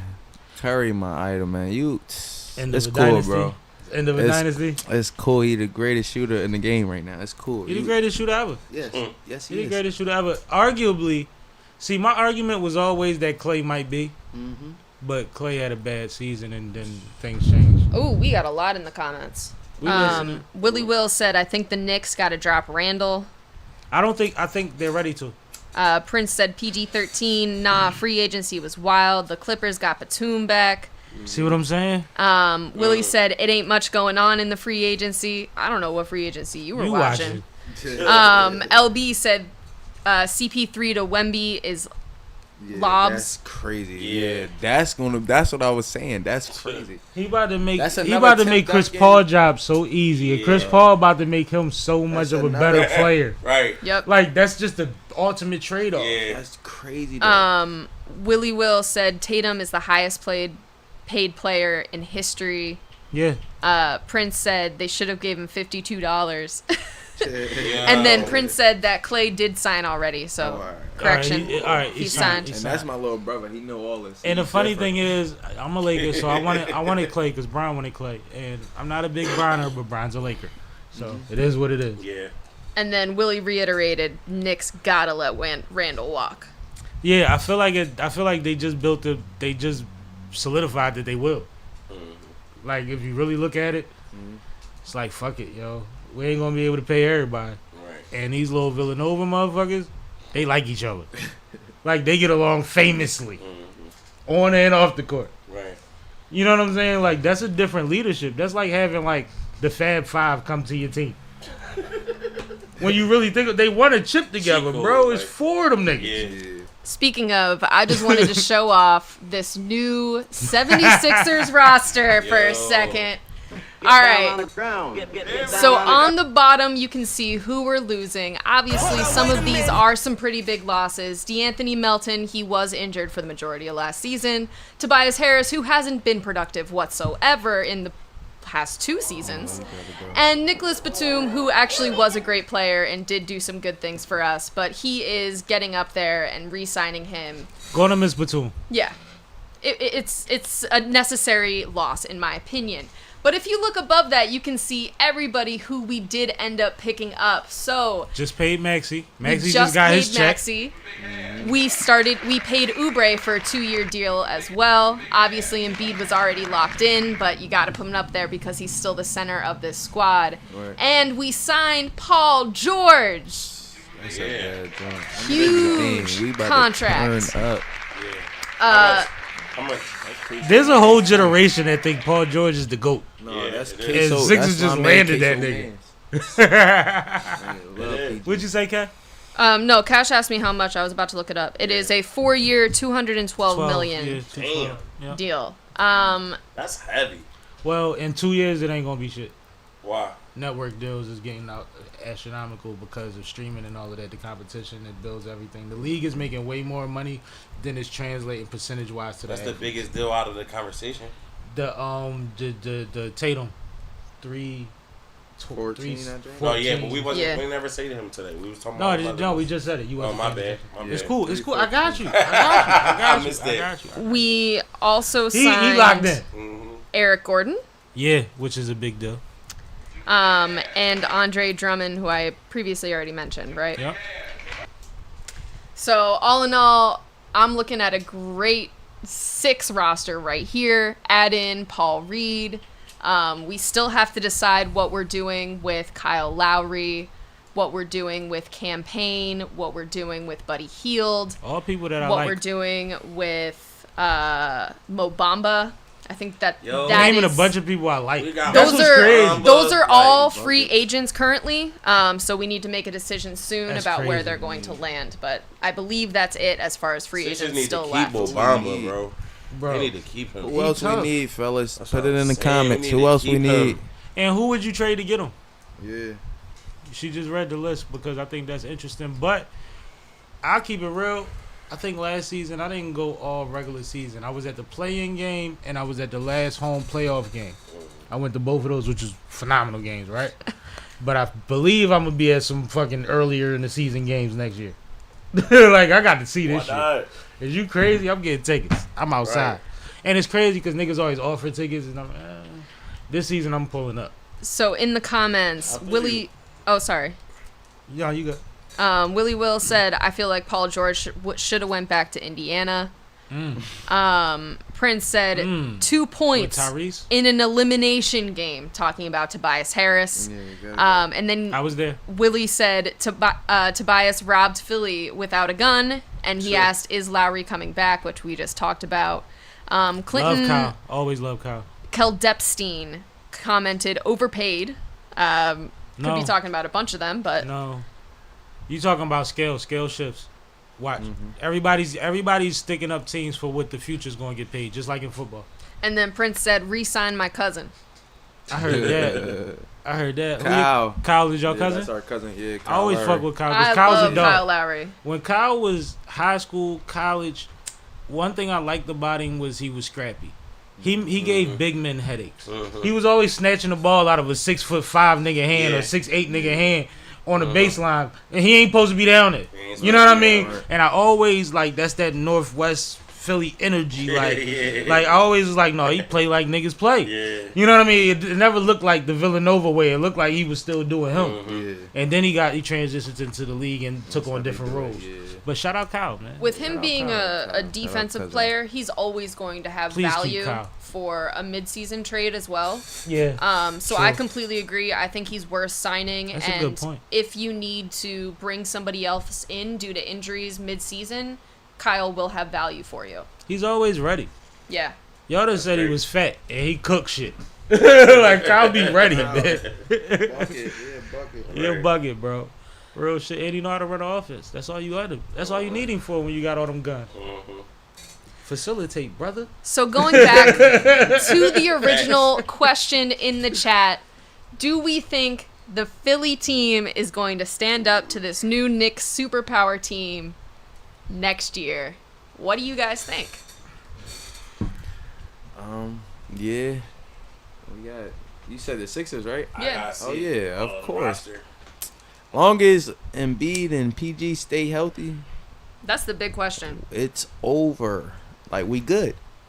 I think what just happened was, We good. y'all remember the end of the season playoffs when New York was coming down to Philly and Philly wasn't, and niggas was talking crazy. And I told you I was at them games, I was in them lines when it was fuck Philly, fuck New Shit York. was jumping. Motherfuckers was Nah, shoving shit and be shit. jumping, yeah. Like this just got turned up 10 more notches. I know it did. Because they got tighter and the Sixers got tighter. Yeah. So now it's even more excitement around both teams that actually had potential to do something last season in a real way if it wasn't injury based. I never thought that If we Embiid would get wasn't hurt, the Sixers would have went further. And if the Knicks didn't have multiple injuries, they would have went further. facts. So now y'all just back up, motherfucker. We just got another nigga that can get 30 on both teams. I'll be honest though, That's Knicks, crazy.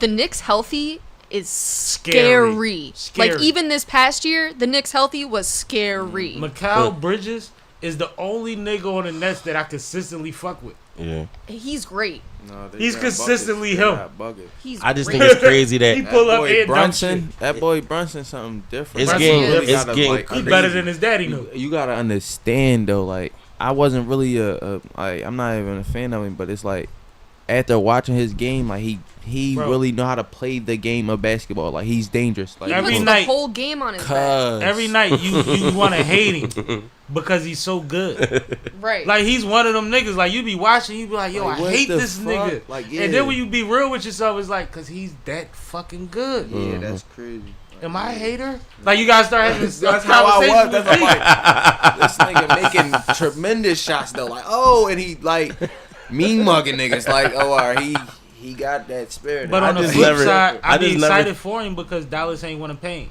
So Damn. go show your ass in New York. Yeah, no, he Biggest stage. You know I what I just mean? need us to be healthy. We healthy as come on now. We got PG Bro. and Embiid. And- The franchise himself, come on, Maxie. You seen what he do in clutch games too. We not And he gonna showed talk you he can about- get come on. 50. Easy. He Right. can get 50. Bang! The trifecta. I just never Once that thought. little nigga showed you can put Yo, 50 what, up yo? and we still know he figuring it Come out. on, Oh man. no, is you crazy? This yeah. I never Gonna be thought a we would full get circle. to the point where people gotta go through beefs and shit though over the two rival teams. Well, It's no, getting nasty rivalries outside. is always a thing. Always, it's like what was Beefs? that? Chicago and We ain't shit, bro. Them other LA, I countries think. where soccer is the shit, So that they actually go to the bar for breakfast, they roll out the bar and fight all the way to the soccer game. That actually brings me to a topic that we have tonight. Yeah, that's Fight wild. in the arena, fight all the way home, and go back to the bar. Yeah, that's crazy. Yeah, it's regular. That's how. We not doing that. We What's the lying to boy? y'all. What's the white boy with the whiskey? What's his name? Conor McGregor. Oh, He grew yeah. up in one of them towns. Real He's shit. dangerous. Let's So- not get on UFC. while we're talking about soccer real quick, if you guys have not been paying attention, the Copa Cup and the Euro Cup are both going on right now. U.S. obviously plays in the Copa Cup. That's the collection of South American teams, Latin American teams, and North American teams. They all play in You know this shit? this No, cup. I know some of it. Like my brother, yeah, like it's some of it. For me, So- like it's Is he knowledge. Though. nodding? You got, no, I it's don't know all knowledge of though. it. No, I don't know all of it either. Alright, It's cool. knowledge So- though. Like, all right, Yeah. I'm listening to it. So too. anyway, Alright, so cool. they're still in pool play at this point, and the U.S. is in a pretty stacked pool. Also, keep in mind, U.S. men's soccer doesn't have the same legacy and reputation that U.S. women's soccer At has. all. So they don't necessarily win all the time like we're used to. And U.S. has Uruguay, who they're playing tonight at 9 p.m. o'clock, So yeah. please check that out after you're done watching us, of course. I knew that. And they also have Panama in their pool. They played Panama just this past weekend, I believe, on Friday. And during the match, about 7 minutes into the game, Yep. one of their players was red carded, which means in soccer, when you get a red card, you're taken out of the game, but you can't substitute anybody back in. So you have to play down a player for the remainder of the game. So obviously the U.S. was at a huge disadvantage from the rip because of that. However, they did play a great game. They managed to make a tie score 1-1 going into the half. Unfortunately, Panama ended up scoring with about 5 minutes left in the game, and U.S. was not able to equal, so they did end up losing. However, the red card was against a black U.S. player. Afterwards, This he just got interesting. was unfortunately the victim of online racial hate crimes, Of course. abuse, Of course. slurs, and the Copa Cup ended up coming out and making a statement, not just condoning that type of behavior, saying that that's not at all acceptable, that sportsmanship is a huge part of this sport, and players need to be treated with decency and respect. Wasn't this the first time they did that? It might be. I think this is the first time that happened. But I wanted to turn it over to you guys to see what your reaction is to this story, if this is something you guys had heard. Let me see my reaction. I didn't know. All right. Well, I did. I watched the game on Friday, if that was when they played. And one thing that I know about soccer, and I just was talking about how much they fight each other and how territorial it is, it's the biggest international sport. No, it is. So there's That I a do lot know. of racism and classism and culturalism and every ism you ever heard attached to soccer. Right. Like, it's a big thing. And I've heard of something recently where one of the players won a case because of something that happened racially, and he had set a precedent, and this set another precedent. And it's like, these things are just now being accounted for. Like, these dudes have been dealing with what Jackie Robinson was dealing with to Yeah. go play soccer. Yeah. You see what I'm saying? Like, that's a real thing. It's a real part of it. These people really rumble you. They really throw shit. They really run on the field. Like, when have you seen another sport where it gets as active as having a whole fire in the audience? Like, it never happens. No, they full slide to people ankles, cuz. Yeah. So that one slide. Oh no. In no, your whole I'm career. Good. I'm good.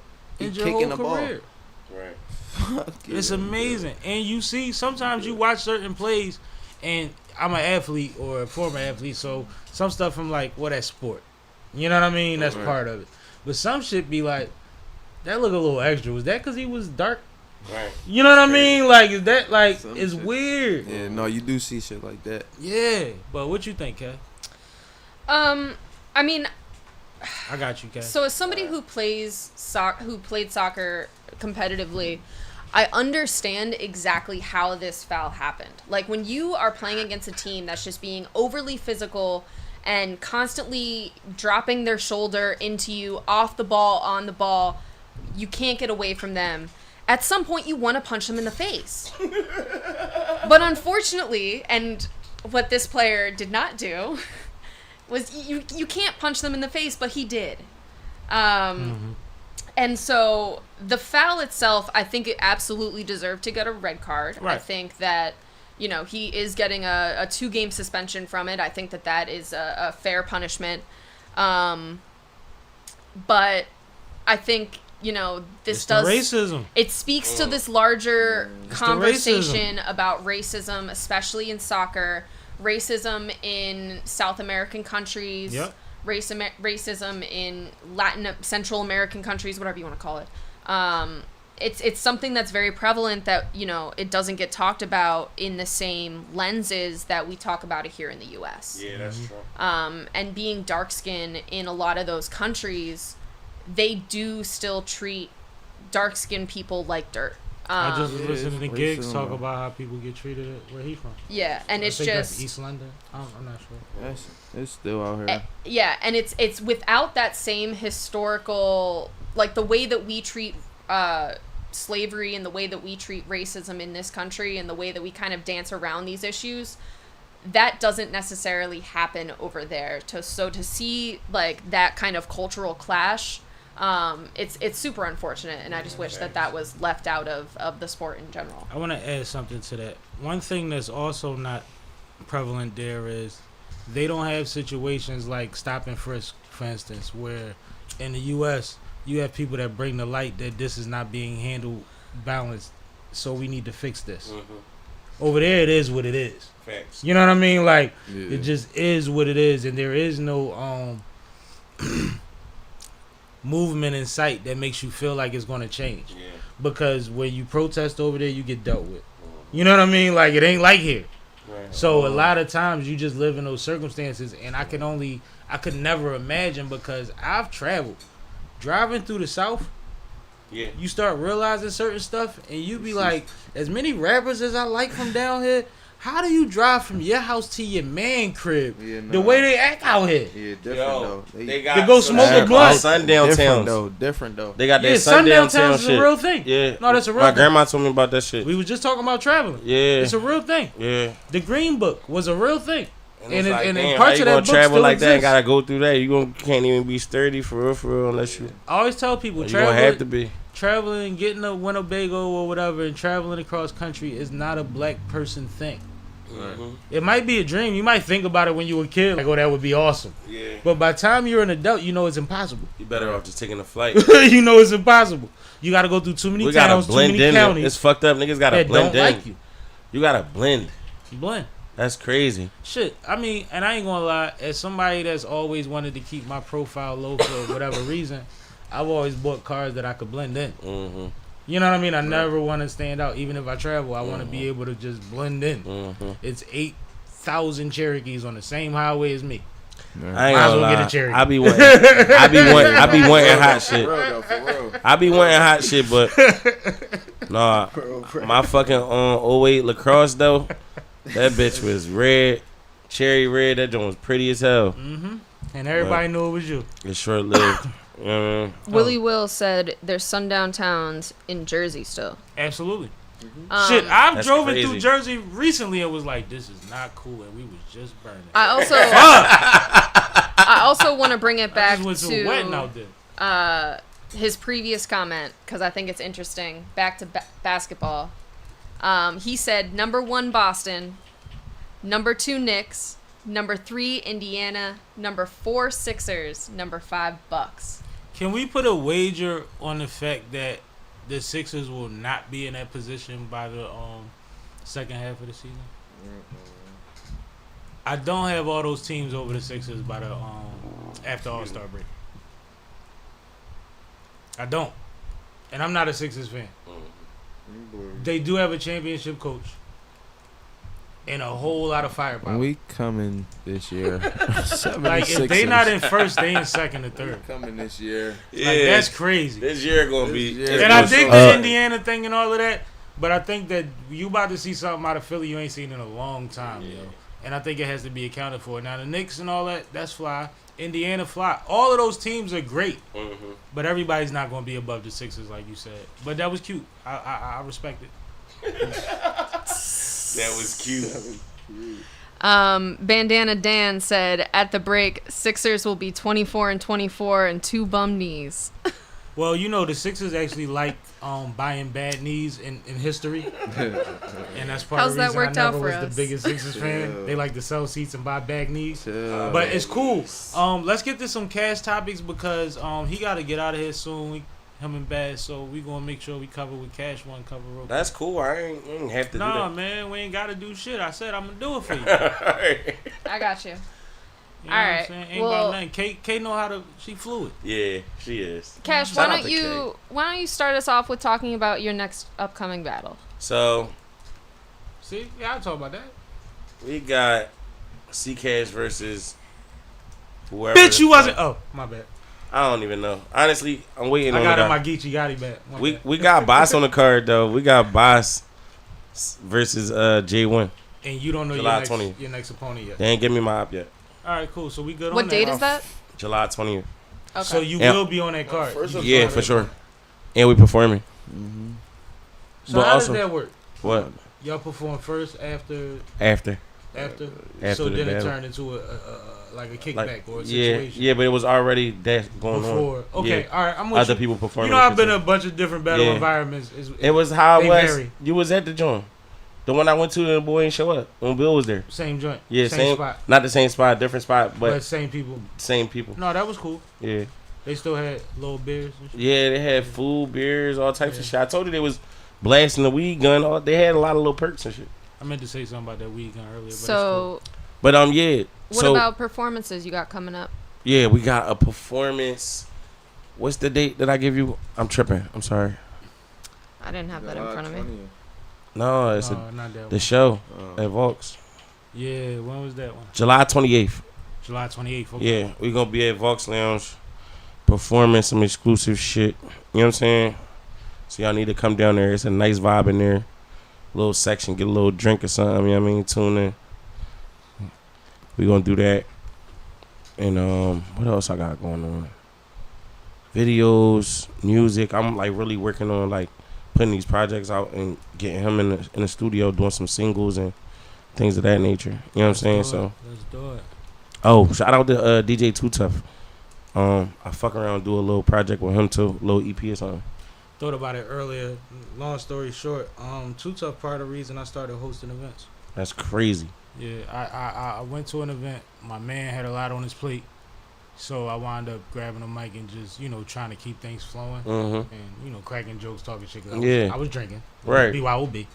And Too Tough was like, "Why the fuck you don't do this shit? Right. You make a couple of hours, you have some." And yeah, so shout Yeah, out to Too that's Tough. crazy. And he's been a support since then, but I had to remind him of when he said that to me. Like, Yeah. bro, you don't even know. Like, Yeah. you. Yeah, that's facts. So shout out to I got legend. the chance to, spend down there a day and a half with the dude. just Too hanging Tough out. a legend. He with all the white rappers too. Yeah, facts. Yeah, I've spent a lot of Yes. time with Too Tough. Right.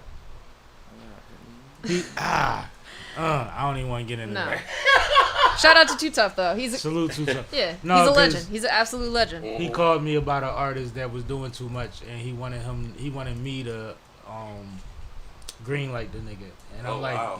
he not red lighted. He just gotta chill.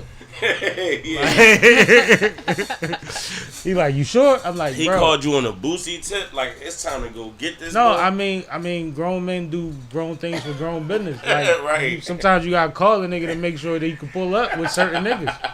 It is what it is. Yeah, that's a fact. And it's not no intimidation shit. Like, he's a legend. He know how to carry things. He done traveled state to state before you knew it was a thing. Yeah, facts. Let's So yeah, Yeah. them two performances and battles and shit. You know what I mean, we gonna get them out the way. Hop on the Oh, tape. July I 6th. need to pop out July 6th, man. My first battle, man. Yeah, he on OTR versus Lyric from West Philly. Lear, the boy Lear that be with Battle Turn the Academy. West Side up real quick, man. Yeah, that's gonna be a You good joint. excited? What? And it's an acapella joint too, one round. Fire. Yeah, How many minutes, you know?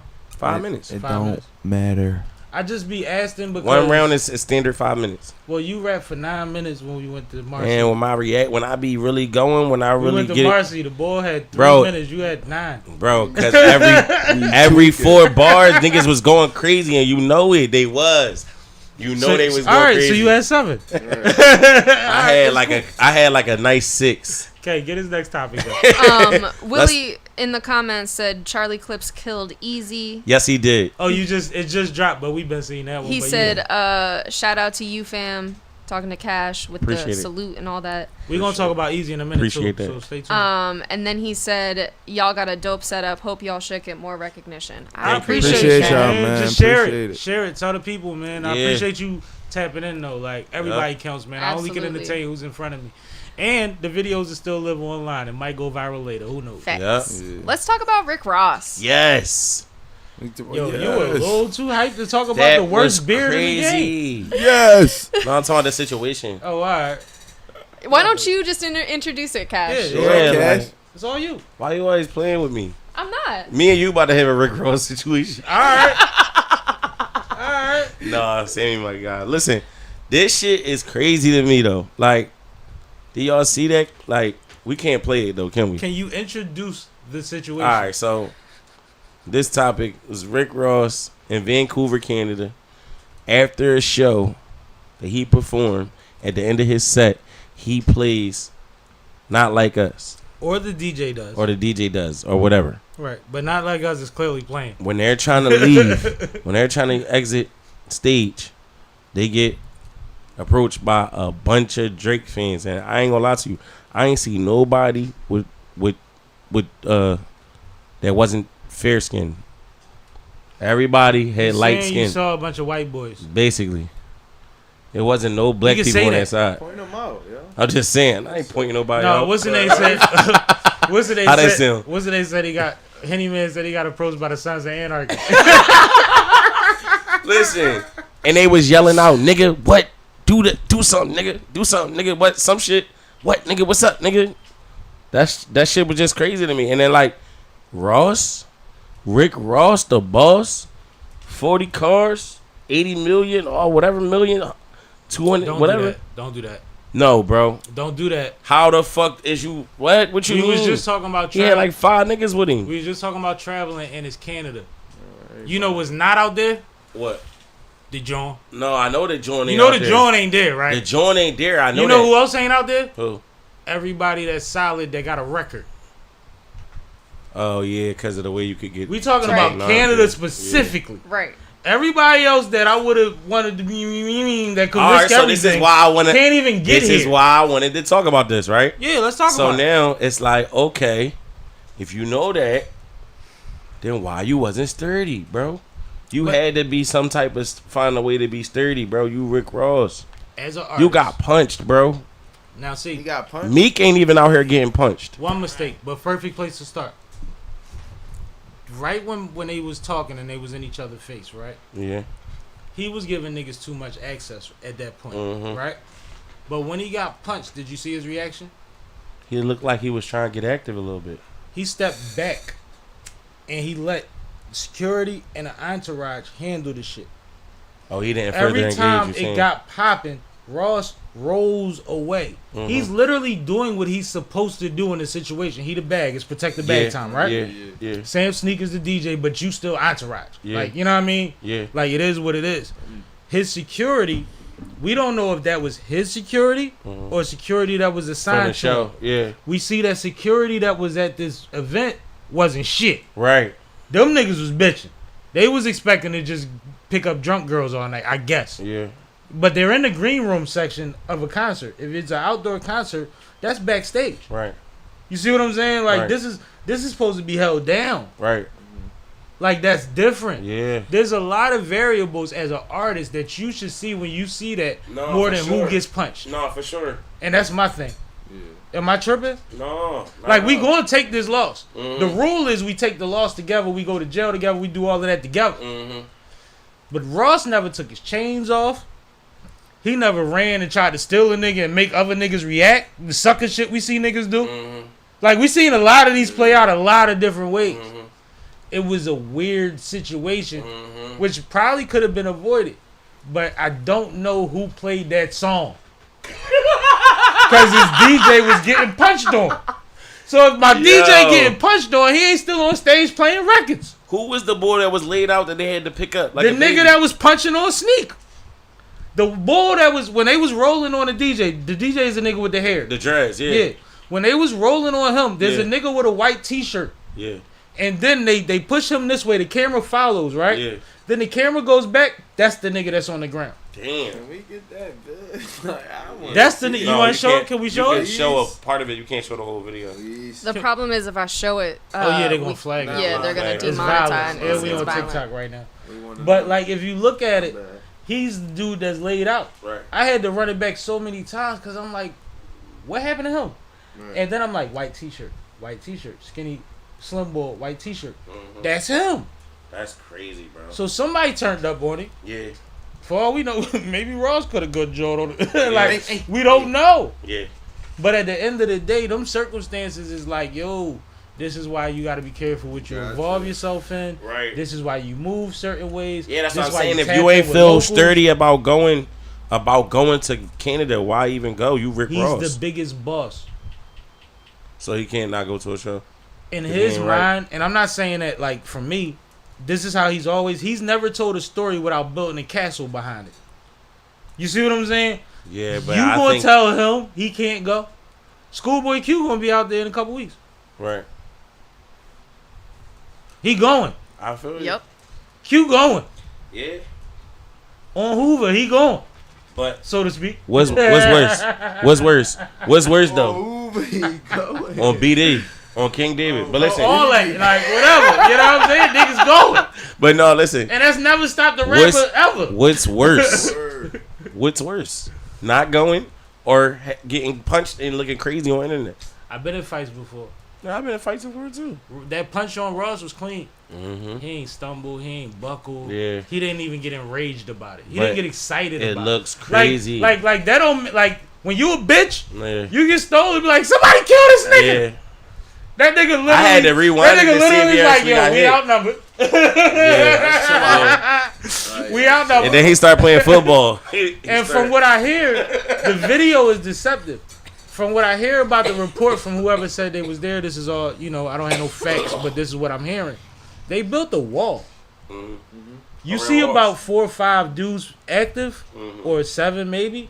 They said it was like 18 of them niggas standing there. Yo. Like they wasn't getting by. Yeah, exactly. But you see who's talking and who's really who leading swinging. and shit, yeah. But like they said that it was teams of dudes that was in their line when they started to try to walk through. Teams. Like teens, like within the teens, like 13, 18, I don't know, but teens. Facts. Yeah. Like it wasn't. That was outnumbered like a motherfucker. It was 7 or 9. Yeah. It wasn't 5 or 7. Yeah, that's a bad job. But niggas went out. If you look, his homies was being the aggressors. They just was a couple of them lost. His big man caught a couple. Then he caught a bad one. Yeah, big man wasn't even. Big man caught a bad one, but he Big caught man a couple. wasn't aggressive enough to like start the fire. Like He was by himself as security yeah, that's in a why. security position, which is very strange. Like I might have got to the board with 3 of these niggas, to the border with 3 of these niggas, and one got through. Like I don't know how the situation happened. I ain't wanna, Like Canada is always weird. I ain't want to say just be super political, but at that point, like how the fuck do that look? It's just like No, it's a bad look, but it's also about how you walk it off. Nowadays, everything about social media. The nigga took a picture in front of his jet and took a picture drinking Shit get blown champagne up. and laughed. And if he show his face and there's not no bruise on it, it's like all of that shit is all they care about, yo. Yeah, I mean, from what I can see though, celebrities do not want to be in those situations. Well, Ross has You know been what in I'm quite a few. Yeah. Ross has been in quite a few. Yeah. Ross done ran into a wall Yeah. before. So you think he cool with it? You don't think he tripping about that shit? I think if Wingstop makes clears a bigger percentage than it did last year, I'm laughing at you, nigga. That's what I think. Buy chicken because they see him get punched on. No, I mean, money seems to be, and prestige and posture seems to be everything to him, to the Yeah. position where it's like he's not going to let being struck strike him down. Yeah, I get it. Because he's not going to let you see him sweat. It might hurt him. Right. It's not going to hurt him publicly. That's Ross. Right. He builds castles in every store. But go ahead. Ready to move on? Yeah. Because we got to get through these cash topics, man. All right. So, Chris Brown. Yeah. Where is it? Breezy is generous, man. Here he is. I want to know what y'all thought about this because You gave us a Chris Brown topic. Oh, I like this topic. Yeah. I do like this. it was a disabled fan. She came and paid her stack for her picture with Chris Breezy. Yeah. And Breezy And not they took only dope pictures together. yeah, right, and he didn't even make her look disabled in the picture. No, he was sterile. great with her, yeah. Yeah, so I just was thinking that was commendable that he actually refunded her money and gave her 10,000. Yeah, they saying that he gave her I swear the numbers was like 1111, like 1,100. Yeah. Because that's Some the weird tour, it's number 1111 tour. Yeah. So I think she paid 1111, and he gave it. He made sure they refunded her, and he gave her $10,000. Mm-hmm. I think what's dope about this story is always about a humanity in these men or people that are in position to do small things that mean the world to people that look up to them, right? Like that's always amazing. Mm-hmm. But I've been talking lately about Duval talking about when he got hit on that 4-wheeler and he was disabled for a time and the appreciation he has for people in wheelchairs because you don't know how much they went through to get out of bed that morning. You see what I'm saying? Facts. So I think that this is a direct correlation of being aware of what I was just talking about for the last couple of weeks, which is like a real way of just knowing, like, man, you know how much she went through to be here to show me love. Facts. You know what I could do? You know what I mean? Like, and it's one of those things, like, it affects you. You on a tour bus and you thinking about that young lady. Motherfuckers turning up and you like, shit. Like, what if I was her? Let me make a phone call. What if I couldn't? You know what I dance mean? and- Like, what let if me I check couldn't something sing out and real dance quick. and do all these flips and all that shit? Like, Yeah, like, yeah. that's one of them things. So That's what. I'm glad that, you brought that that topic shit, up. I yeah, thought that was shit awesome. touched me like, damn, that was dope. Okay. You know what I mean? Absolutely. See, my topic's getting better, Sammy. No, that's a great one. Kay, what you think about that one, though, real quick, before you switch? Oh. Were you aware of the situation, or? No, I hadn't heard this until Cash sent it to me. Yeah. Because Cash is a good person. But I think that that's dope. Yeah, I think for all the reasons that you just talked about, like the way that he took the pictures, the fact that, you know, he thinks about, you know, it takes a lot just for her to get to that venue probably, or, you know, even all of those little micro interactions of Standing like in the line waiting dealing for a with picture. accessibility issues, like all of that. And she has to do that every single day of her life. So for him to just, you know, take the time and give a financial benefit like that it's really nice of him. So And shout I out to appreciate her, that. man. She a real one. She found somebody that she was engaged in, and she followed through in a way that people don't even support. She spent the stack to meet this man. You know what I'm saying? We ain't heard nothing about her getting out of Rolls Royce before she got there. Right. So salute to her, man, and best wishes and blessings for you, Queen. Absolutely, I think that was amazing. Yeah. I shouldn't be drinking and talking about this. You about to make me get emotional. You know what I'm saying? Like, no, because we know people, bro. We got them in our family. Yeah, facts. And they want to be a part of things, and sometimes it's hard to get them there. And she went out of her way. She that was a day for her. For sure. You know what I mean? Yeah, that was a task. That was, yeah. So I think that was amazing. Thank you for that. No doubt. Thank you for that. I think that was beautiful. Shout out to CB, man. Don't let him for hold sure. one thing against a young man for the rest of his life. Nah, As please black don't. people, we can't do it to him if they gonna do it to him. Right. Same with Will. Facts. All right. So next on Cash's list was Kay, you could bring this one in because I really don't know much about it, but I thought it was a dope topic. Well, it was on my list too. Because my girl was telling me about it. She was telling me it was some things. It was on my list too, so I got Oh, you. all right. Well, yeah. Go ahead. You got it, Sammy. yeah. So Sam, why don't you go ahead with it? So Ray J and Lemuel got into it was a fight. It was an altercation at least. Because I try not to make everything, but it was an altercation and it was a fight. But it seems like it had to do with BET weekend and everybody being in the same spots. But for people that don't know, Ray J is Brandy's little brother. And Lemuel is one of the owners and main people in Zeus Network. Right. So Lim and Ray J had a relationship at one point, and they were business partners at one point. Ever since then, Ray J has sold Raycon, which was his technical company, his tech company that he had, and he since invested in a network to become Zeus's competition. Right. There's things that happened that caused the split that we're not aware of, some that people are aware of, right? And then there's everybody turned up, everybody lit, and we bump into each other outside of the venue. But my question is, don't Ray J got a show on Zeus Network? I think he does. I think So he that's owns, why I was like, how I the think fuck? he still gets paid off of shows on Zeus Network because he's a creative director and producer on a lot of the stuff he puts hands on. Even the shows he's on that are Love and Hip Hop and stuff like BET that. and all that. Yeah, for sure. So what it looks like from the footage is, because we can't show it, you see a crowd of people. You see a white Jeep or a light colored Jeep. I think it was white, a Benz truck or something. And you see mad people standing around these two guys that are clearly going at it, and it's Ray J and it's Lil York, right? But one thing about it, you keep hearing Ray J, allegedly, say, "I'm gonna pop you." Chill. He keeps insinuating, "I'm gonna shoot you." He keeps saying it. And they going back and forth and they push each other, and it might be one swings on the other, and there's mad people getting thrown in the mix. And then Ray J, they tell him like, "Yo, come on, you know what your handle is supposed to do. Let's get out of here." And he goes to the back of this Jeep and he pulls out a book bag. And then he walks around the front of the truck and he digs in the book bag, and the whole crowd reacts. Yo, Ray J tried to get active. He tried to up the Blickington. Ray J tried tried to to give out up- leg warmers on He tried cam. to up Blickington. Wasn't the cameras out there? Cameras everywhere. Is And he got trying on, to go to jail? He Or got on like I think purple he try- fatigue pants. He probably trying to get invited. One wish, He tryna one wish, raise his one wish. situation. That nigga trying to go to jail. You think he's trolling or you one think hit, one hit. bro? Yo, He tried to be Slick Rick shooting niggas from the stage. you think he's trolling or you think he really was going to No, shoot? I think he knew he would be stopped. Right. You got them homies.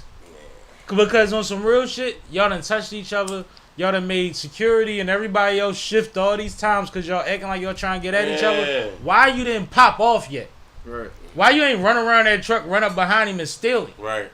Like, get your shit up. Maybe he really don't want the physical smoke. He's been fighting against the premise, in my eyes, of being Brandy's little brother for a long time. And being affiliated and knowing real niggas and all of that. And still being somebody that's protected. He's been trying to bridge that gap in a lot of ways. Yeah. And that's why the Fab thing went viral. That built the Breakfast Club to its prestige to this day. When he said he popped on Fab and that shit everything, was come to fake. find out it wasn't the way he was. But he was so high and so excited Yeah, what do about he the be fact on? that he Is got he away on with a moment. cocaine?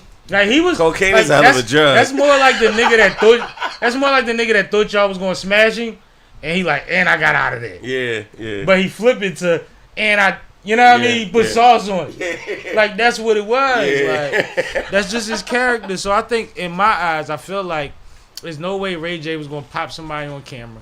Two, it don't take long to pull. It don't take long to pull something out of bag. At all. Right. Like you could be running around the car while you pulling. Why you get to the nigga listen. and just start?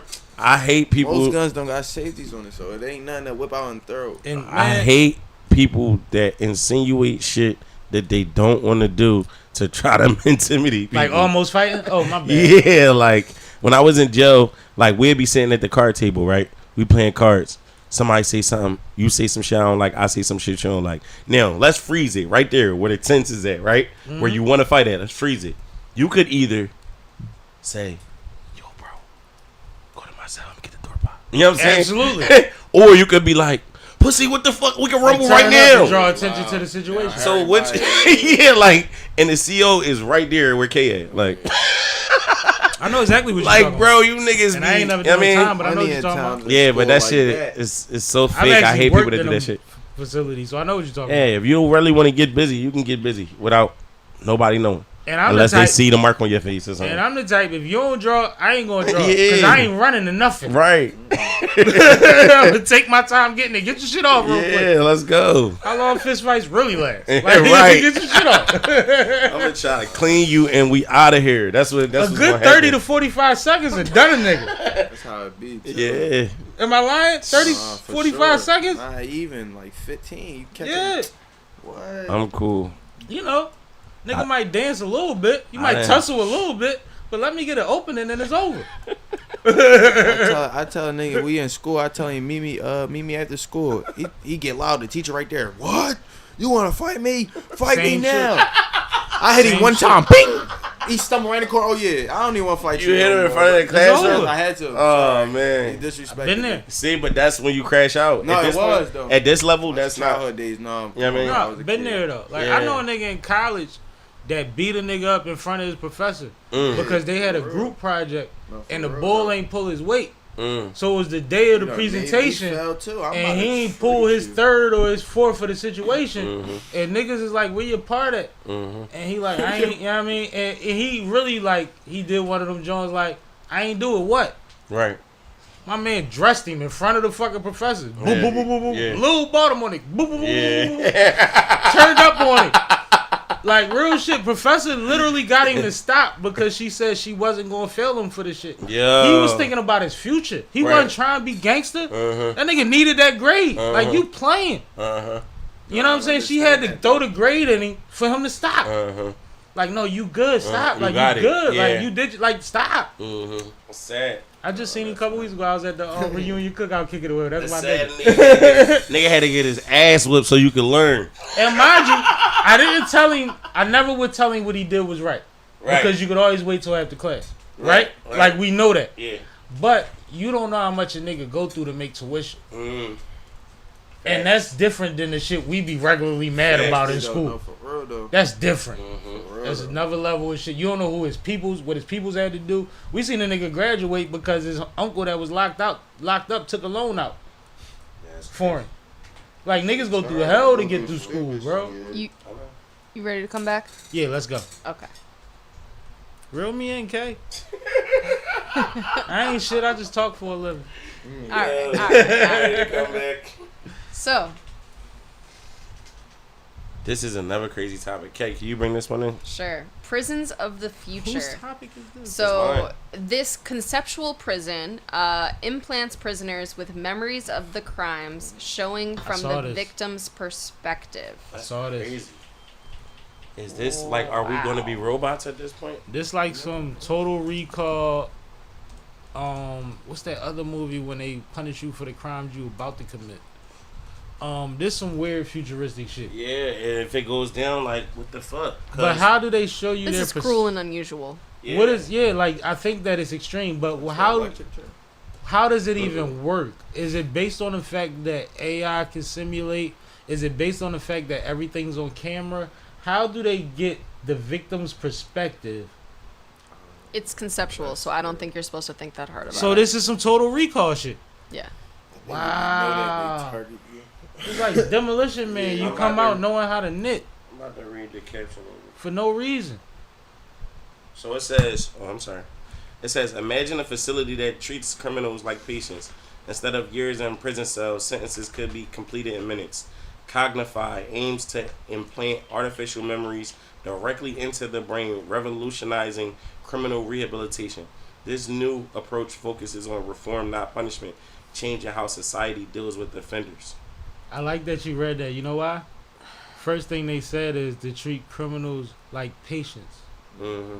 That's not treating. You haven't tried to treat them like patients yet. Yeah, Like you skipped something. This is not Yeah. treating them like patients. yeah, Yeah, facts. I was about to say at the same This time. is not rehabilitation. Yeah. Right. Like you skipped both of the major points that was breezed through in that statement as if they applied. You never tried them.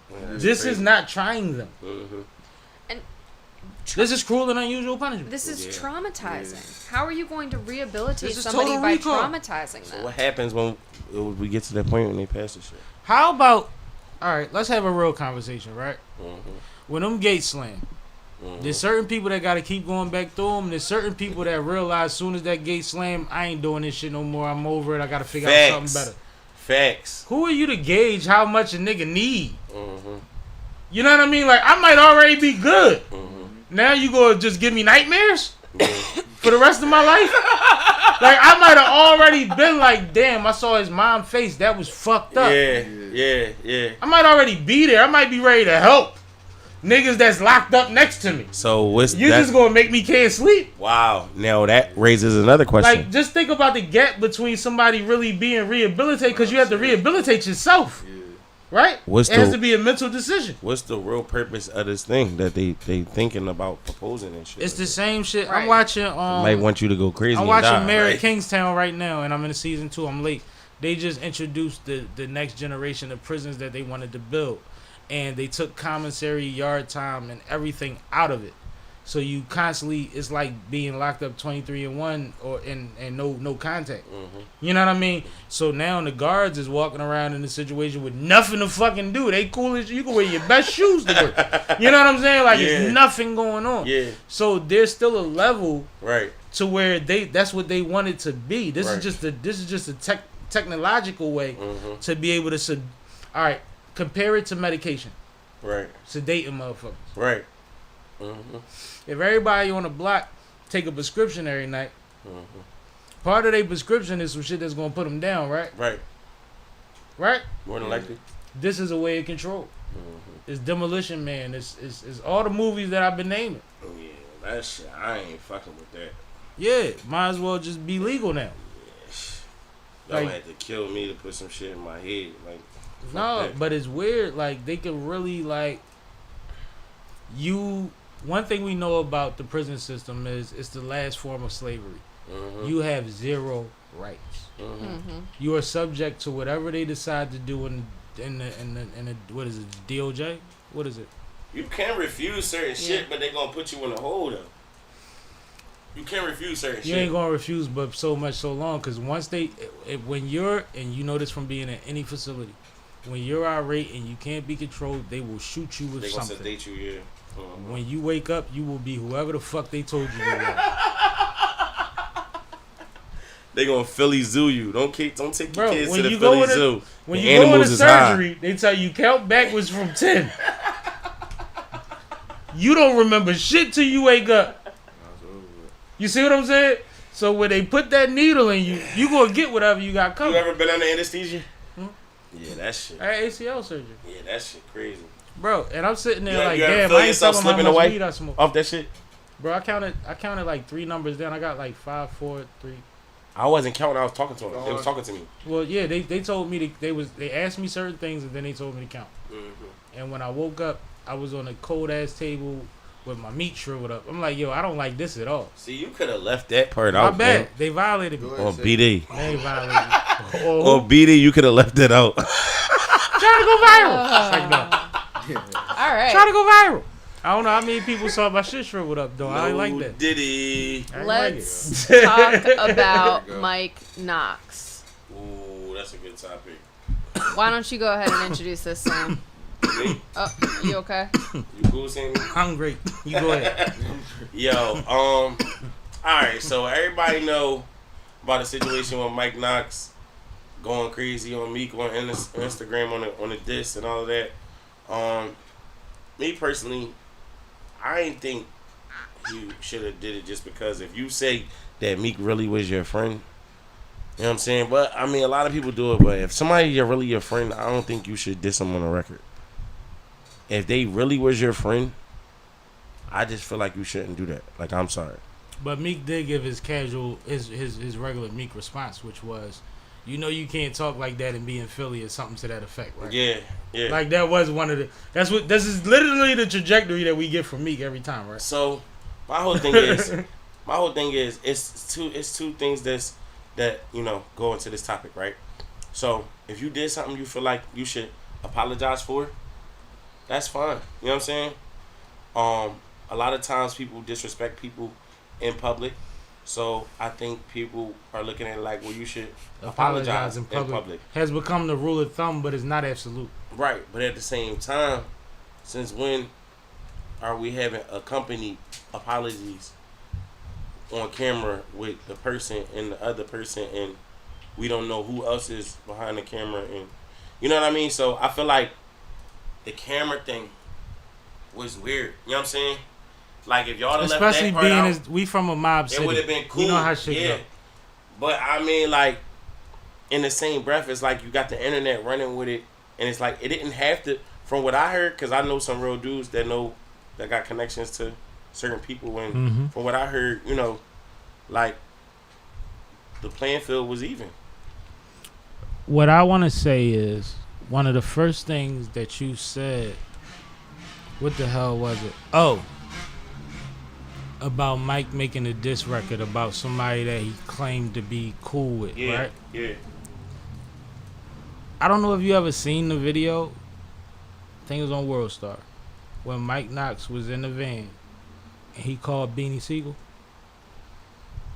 Y'all never seen this, right? Mm-hmm. All right, so there's a video where Mike calls Beans just before he went to jail.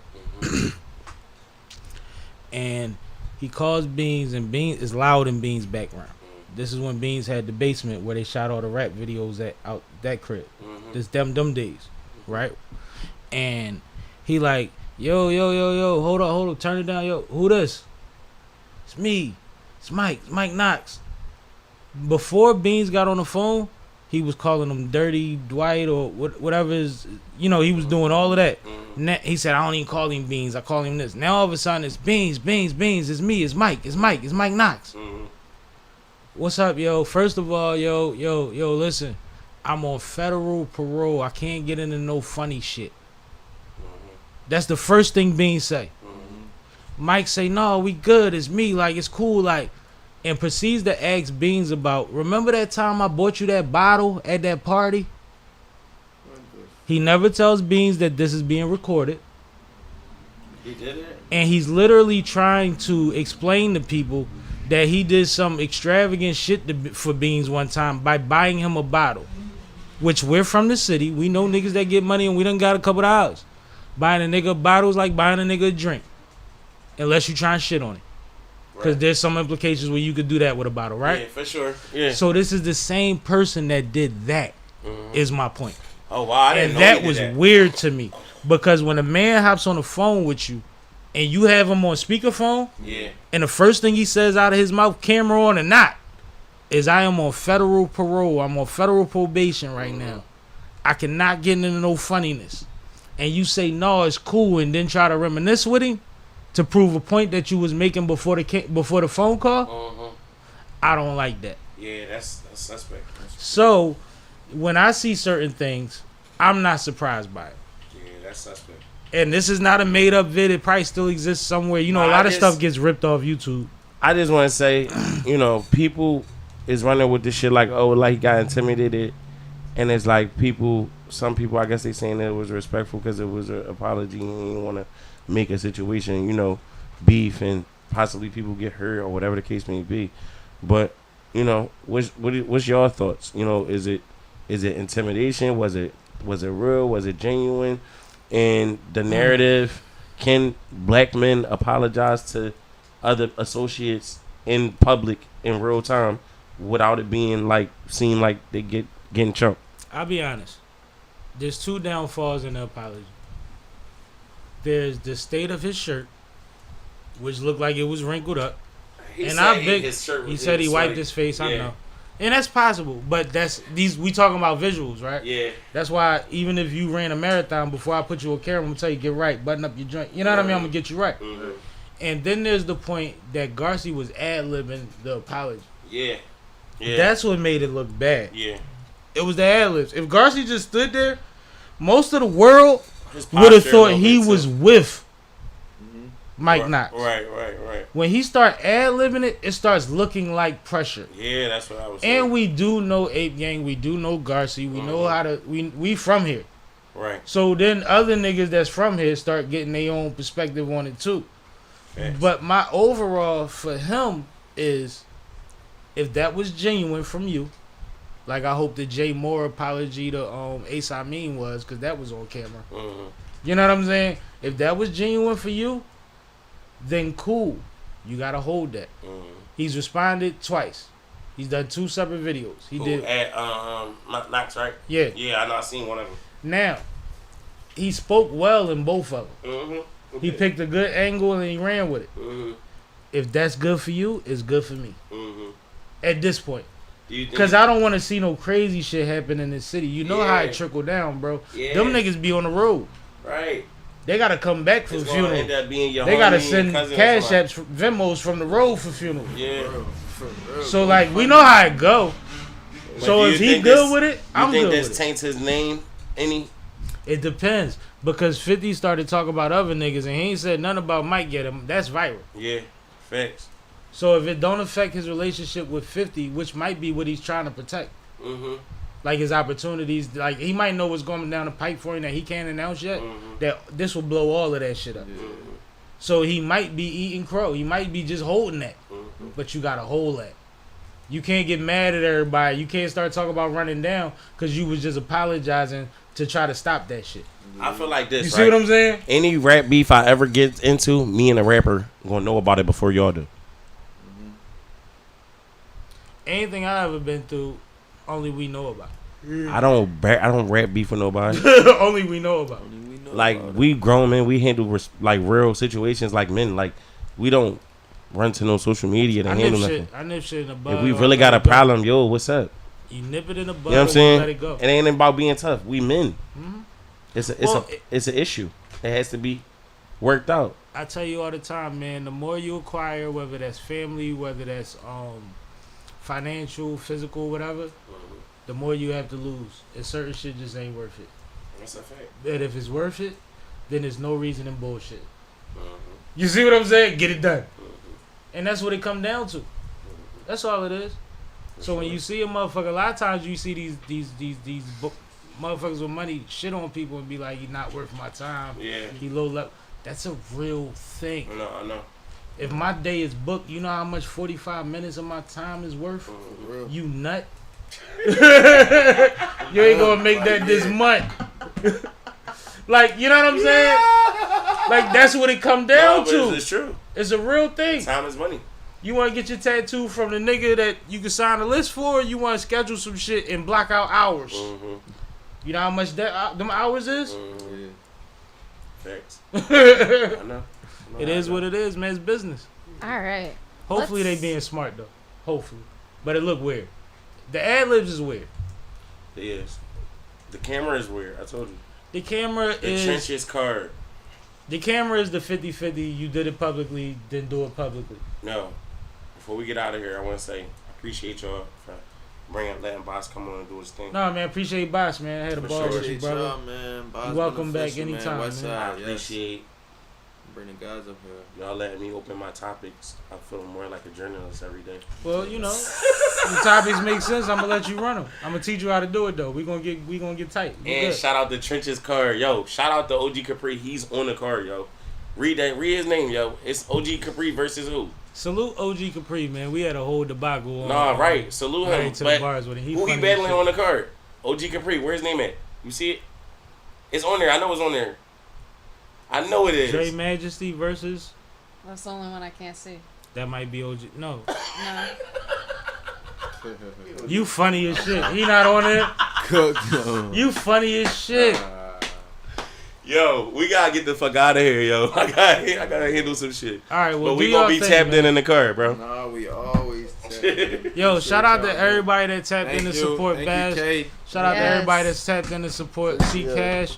already know. Y'all ain't gotta tap out though. We still gonna have some fun for a little bit. Absolutely. Bandana Dan in the chat said Antonio Brown had ACL surgery and woke up Rick James. I heard that. That's crazy. That had me laughing over here That's crazy. when I first read it. You killed that a little bit. I better have That was backwoods funny. left.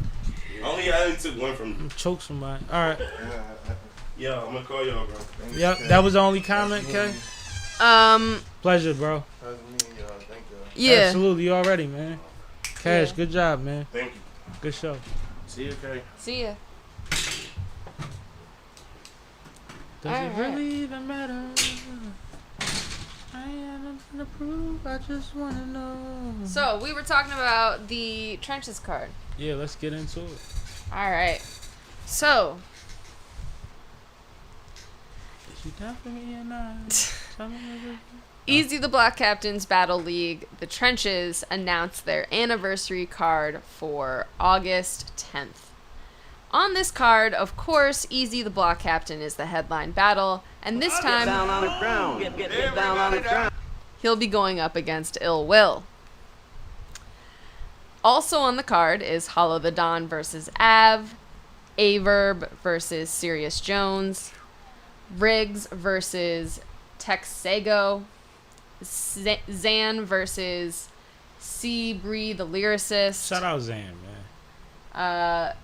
King versus Z the Dropout, Sko versus Bo the Great, and Dre Majesty versus someone else whose name I cannot see.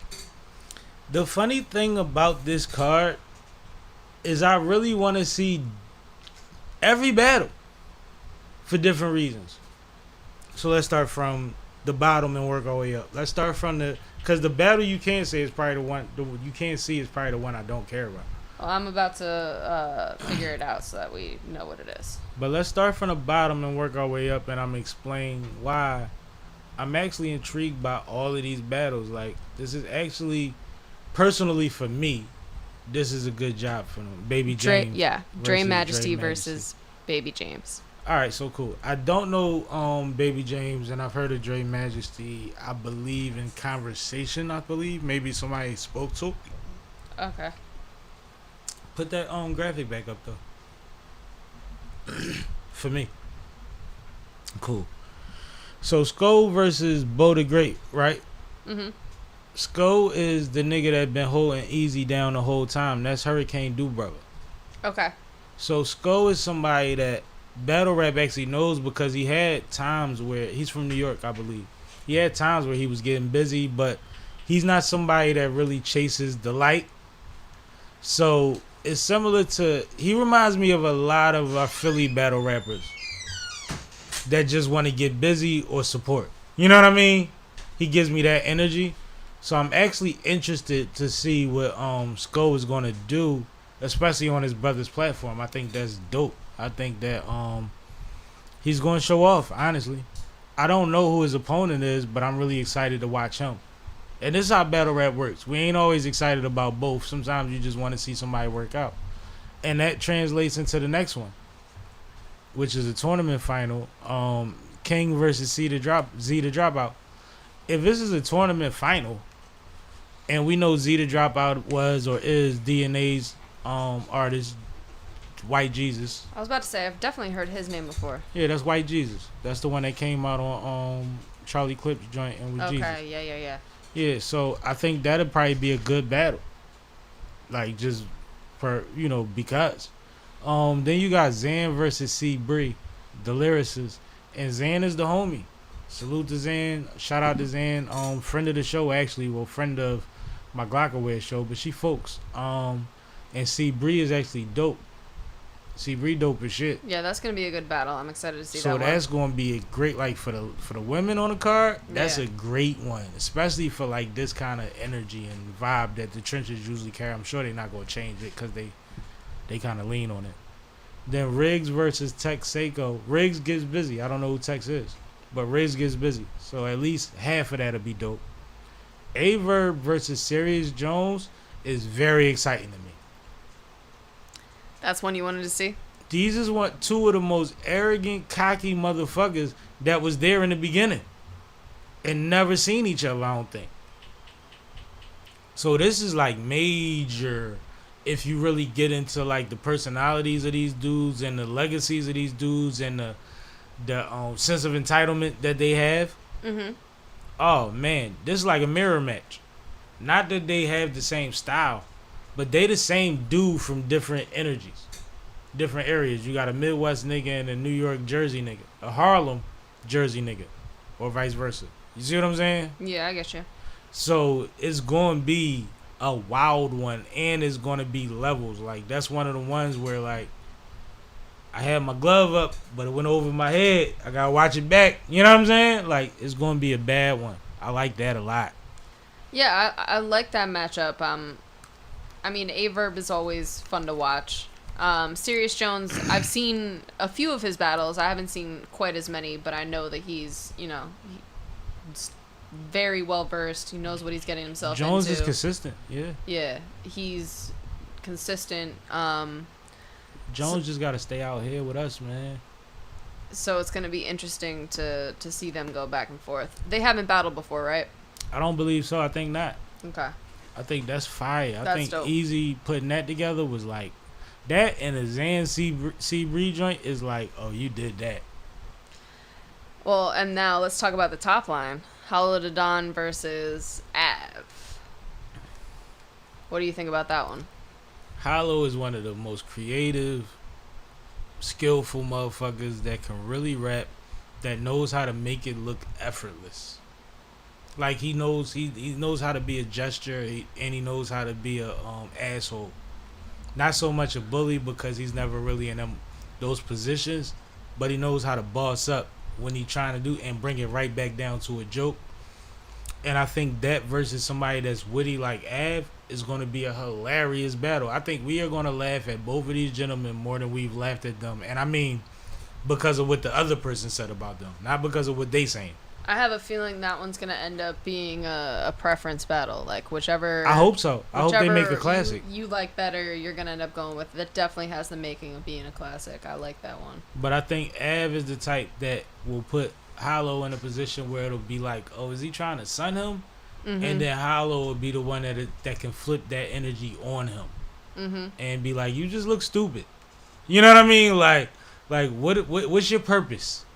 And we'll get that too. Yeah. And then they'll just keep doing it or something to that effect where every round I have is like, but I don't know. That was crazy too. And then finally, Easy the Block Captain versus Ill Will. Once again, shout out to Easy. Because this is amazing. Yeah, a great card. For the Great card. last few battles he had, and the Charlie Clips battle just dropped. I want to speak to that in a second too. Remind me. Okay. But for him to be in a position where his last 3 battles have been debatably losses, is they're like, you know, you could say he won 2 out of 3. You could say he lost all 3. You could say he won all 3. Like all of these is like he needs a clear win. So to be in that position where you trying to get a clear win, but you still get as formidable an opponent as an Ill Will, I just want to, because we know Will at work. Will is one of my favorites, and come down to being witty and a bully and smart and all of that. Like Will got all those intangibles, the shit that I really fuck with, and for him to take that on next is amazing. So I think that's going to be phenomenal because I think Easy know he got to show up. I think he been studying the game tapes. I was going to say, I mean, he definitely needs to show up considering his last couple of performances. Easy, in my opinion, hasn't really definitively won for his last 4 battles. It's 3 and impossible for sure. So this, yeah, especially for this to be an anniversary card, he definitely needs to come with his A game.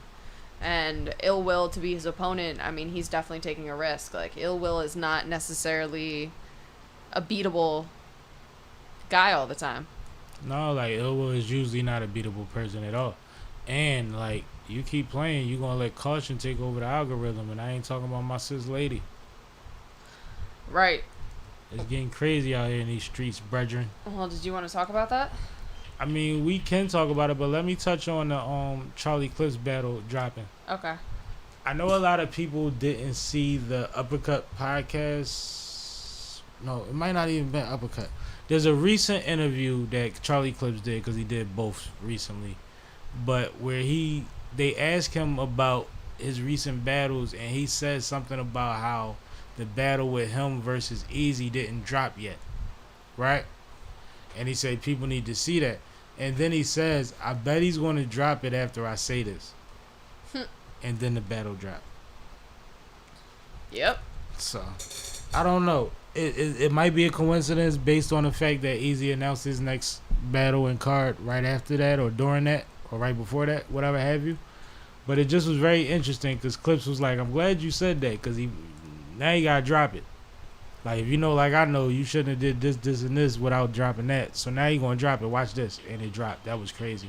Or Clips might have knew it was dropping, but it made for good. It was just interesting. Yeah.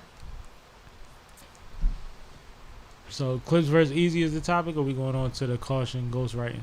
Well, you were talking about You had just talked about that. All right, cool. So let's go to Caution with the ghostwriting. Okay. And this is not Lady Caution. Let me be clear. Let me always be clear. Because Lady Caution is, this is not her. We would never be talking about this with Lady Caution, except for the times that y'all tried to put it on her because she's dating one of the biggest motherfuckers in battle rap. So I know that comes with the territory, but this ain't a Lady Caution thing. This is a K on an auction situation. Woo. Caution goes right.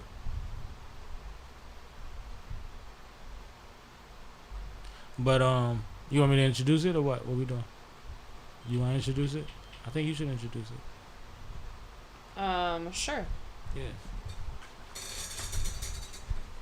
So, Battle Rap Media is all astir this week because it has recently dropped that Caution has been getting ghostwriters. If you don't know who Caution is, she was the one who was recently running around calling herself the First Lady of the Bricks, representing RBE. 757. 757. She was also recently featured in a Chrome battle, as you can see from the graphic. She almost won the tournament. Well, almost. She went deep into the tournament. Yep. So for Chrome 23. If you remember, Caution kind of popped on the scene out of nowhere because she was featured in somebody else's battle where they picked her up and used her as a gun. Absolutely, use her as a machine gun. And then her career kind of took off from there very quickly. Go ahead, Sam. Why don't you tell them how it came out and what's really going on? So to pick up from when she got picked up as a machine gun, Caution has actually had some pretty dope battles and showed a lot of promise and showed a lot of wit and intelligence in her writing. And a lot of people she was in a position where even Wing, who is a part of RBE leadership, said Caution's unique look made it a situation where she had to make sure that Caution was introduced the correct way so that people will want to hear her, despite the fact that she doesn't look traditionally like what people in battle rap are used to. So she was dope for a while and she did some dope stuff and she got like Rookie of the Year and all type of shit for being who she was. And then recently she did an interview where she said she was no longer a brick. Bricks is a faction of of RBE, which is their intake. It's part of their intake process. It's the rookies. It's the earn your spot. It's the y'all fight amongst each other and we'll see who's the dominant pup and who's the runt. It's that type of process, but it's also like a team thing at the same time because they're all at the same level. So she's announced after waving the flag harder than anybody besides Gwitty that she was no longer a brick. And a lot of questions arose. And as soon as she announced that, she was very vague about it. She said it wasn't something that I did in battle rap. There was something outside of battle rap that I did. That was her explanation and she was sticking to it. And then a lot of people came out the woodworks and started explaining what happened for her or for themselves from their point of view. One of them was Wing from RBE. Like I said, leadership of RBE. Wayne comes out and she says a lot of things and she has a spaces that goes for quite a while. And what actually happens is she adds a little more to the story about what happened with Caution, but still doesn't tell the whole story. But she also says a lot of things that start making people look at Wing different and look like she wants to run a certain kind of regimen or show, and if you're not a part of that in a way that is a little overbearing for battle rappers, you know what I mean? Mm-hmm. That's what really came out of that. But also what comes out is other bricks, former bricks, talking and being referred to, and current bricks giving their 2 cents on why Caution is no longer a brick. Now, we meet Peaches, who everybody says is dope. But what I'm finding out is Peaches was the one that Caution vented to, and she ran to Wing and told Wing what Caution was saying. Oh. Also, Peaches, Jay somebody, 6'8", it's a lot of people involved, but Peaches and a few others came out and said that, based on Quai announced it. Quai said, Caution, you gonna throw shots at me, you wanna get here, I'm gonna put it out there. Caution got ghostwriters. So when Quai said it, then all these ghostwriters came out of the fucking woodworks. Okay. Mad people started saying, yeah, it's true, I wrote this, but it was because of this, or we was cool, and they start describing relationships that don't add up to the outing of her. But it adds up to trying to make sure you maintain your position in a position where the person at the top may be somebody that's emotional and X you out because you took the wrong side. So, long story even longer, it all comes down to a bunch of people saying that Caution has ghostwriters. So Caution has been doing interviews throughout this whole thing with Angry Fan, 3 Letterman, and all type of shit. She been in spaces and everything. And she said that she doesn't have a ghostwriter. She says she spars. The part that confuses me about that is sparring is not a new term. She's explaining it like it's something that she does that other people don't do. That it was misconstrued what she was doing, and everybody spars. Not everybody, but most people spar. Even Mook runs his bars past Lux, I'm sure. Right? Sure. So I don't understand how that's the point of confusion, or how she's trying to sell that as the point of confusion. But I also understand that everybody is speaking the truth to a certain line, and she's not saying anything that isn't already out there. So what happens is there's something between her and Wing that is personal that could actually possibly explain why all of this is going on and why she seems to be being attacked. But she's trying to keep it G and not out Wing or the people involved in the situation. Because she keeps saying, people keep asking her, if they're outing you, why won't you out them? That's internet shit. Caution claims to be a gangster and a real one. And what she keeps trying to explain to people is, no matter how hard they go, I still have love for people based on how I built love for them, and I will not go beyond my principles. She's not saying it that way, but that's what she's saying. She's saying, I'm not going to do that. I could say stuff, but I haven't said anything. She's on Spaces saying that people that are speaking on her situation, she literally said to the one girl, and I don't know her name, pardon me for that, but she said, you know more than me, so tell them. Oh, actually, it was Miss Hustle. She said, Miss Hustle, you know more than me, so go ahead and tell them. And somebody spoke and said, how does Miss Hustle know more than you? And she said, because I don't know all that was said. I know the real thing, and I'm not saying nothing more than what I said. So what's being spoke on, if you're going to speak to that, then you can speak to that. I'm not adding to it.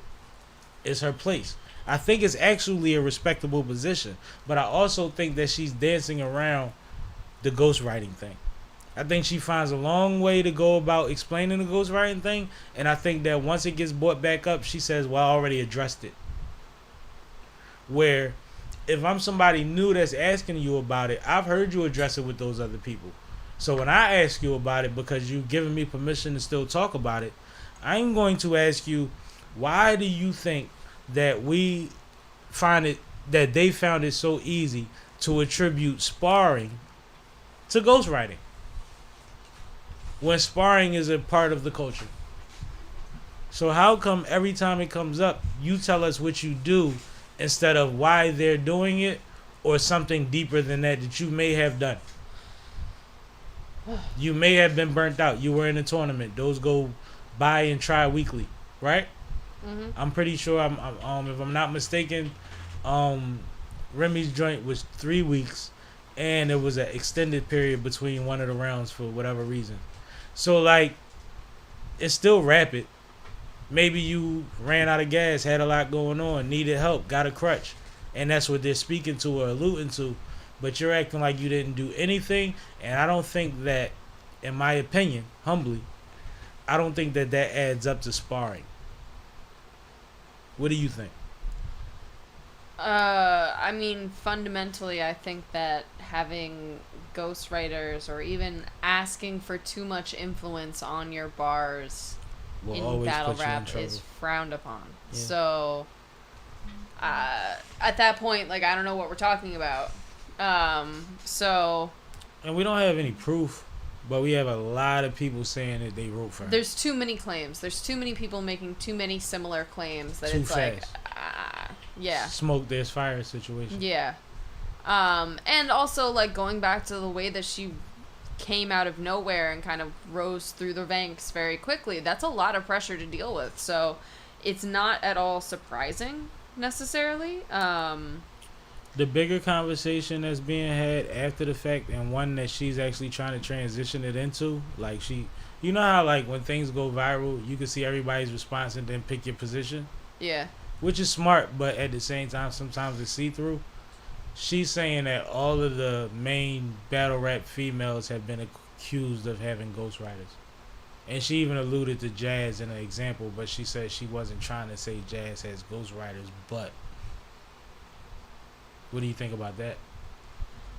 I think that's true. I think every female does go through that sort of accusation, especially if they have a boyfriend or like have close affiliations with other male battle rappers or those types of things. But she's using it as an out. As in like, well, they said this about all the girls. Yeah, that part I don't like. That's what I'm saying. And that's my thing. Like, it is true, but it isn't something that you get to call out when you're being accused. Like, that's a conversation to be had separately at a later date. Right now, you need to face the accusation and you know, address it. I think that the energy that I'm getting from her is a little bit of what's Jack Boy main ex name? Flames. Lady Flame. Mixed with a little bit of Yoshi G. And I'm talking about within her handling or acceptance of what comes with the situation that she's in. You go from being a G on one side and saying, I'm going to hold it down, I'm not going to put nobody out there. But on the other side, you're grabbing at things that are a part of the culture that everybody goes through and trying to, without saying you're being picked on, use them as I'm being picked on, and then follow that with, but they making me the most viral bitch in battle rap. I was trending all weekend. So you making me better while you think you making me worse. Please don't yawn in my microphone. Has become her new stance. Where like that's normal. I think there's a little naivety mixed with the gangster right now, is what I'm saying. Especially in the defense of the situation. She has battles going on as we speak. Alright, that's enough playtime for caution.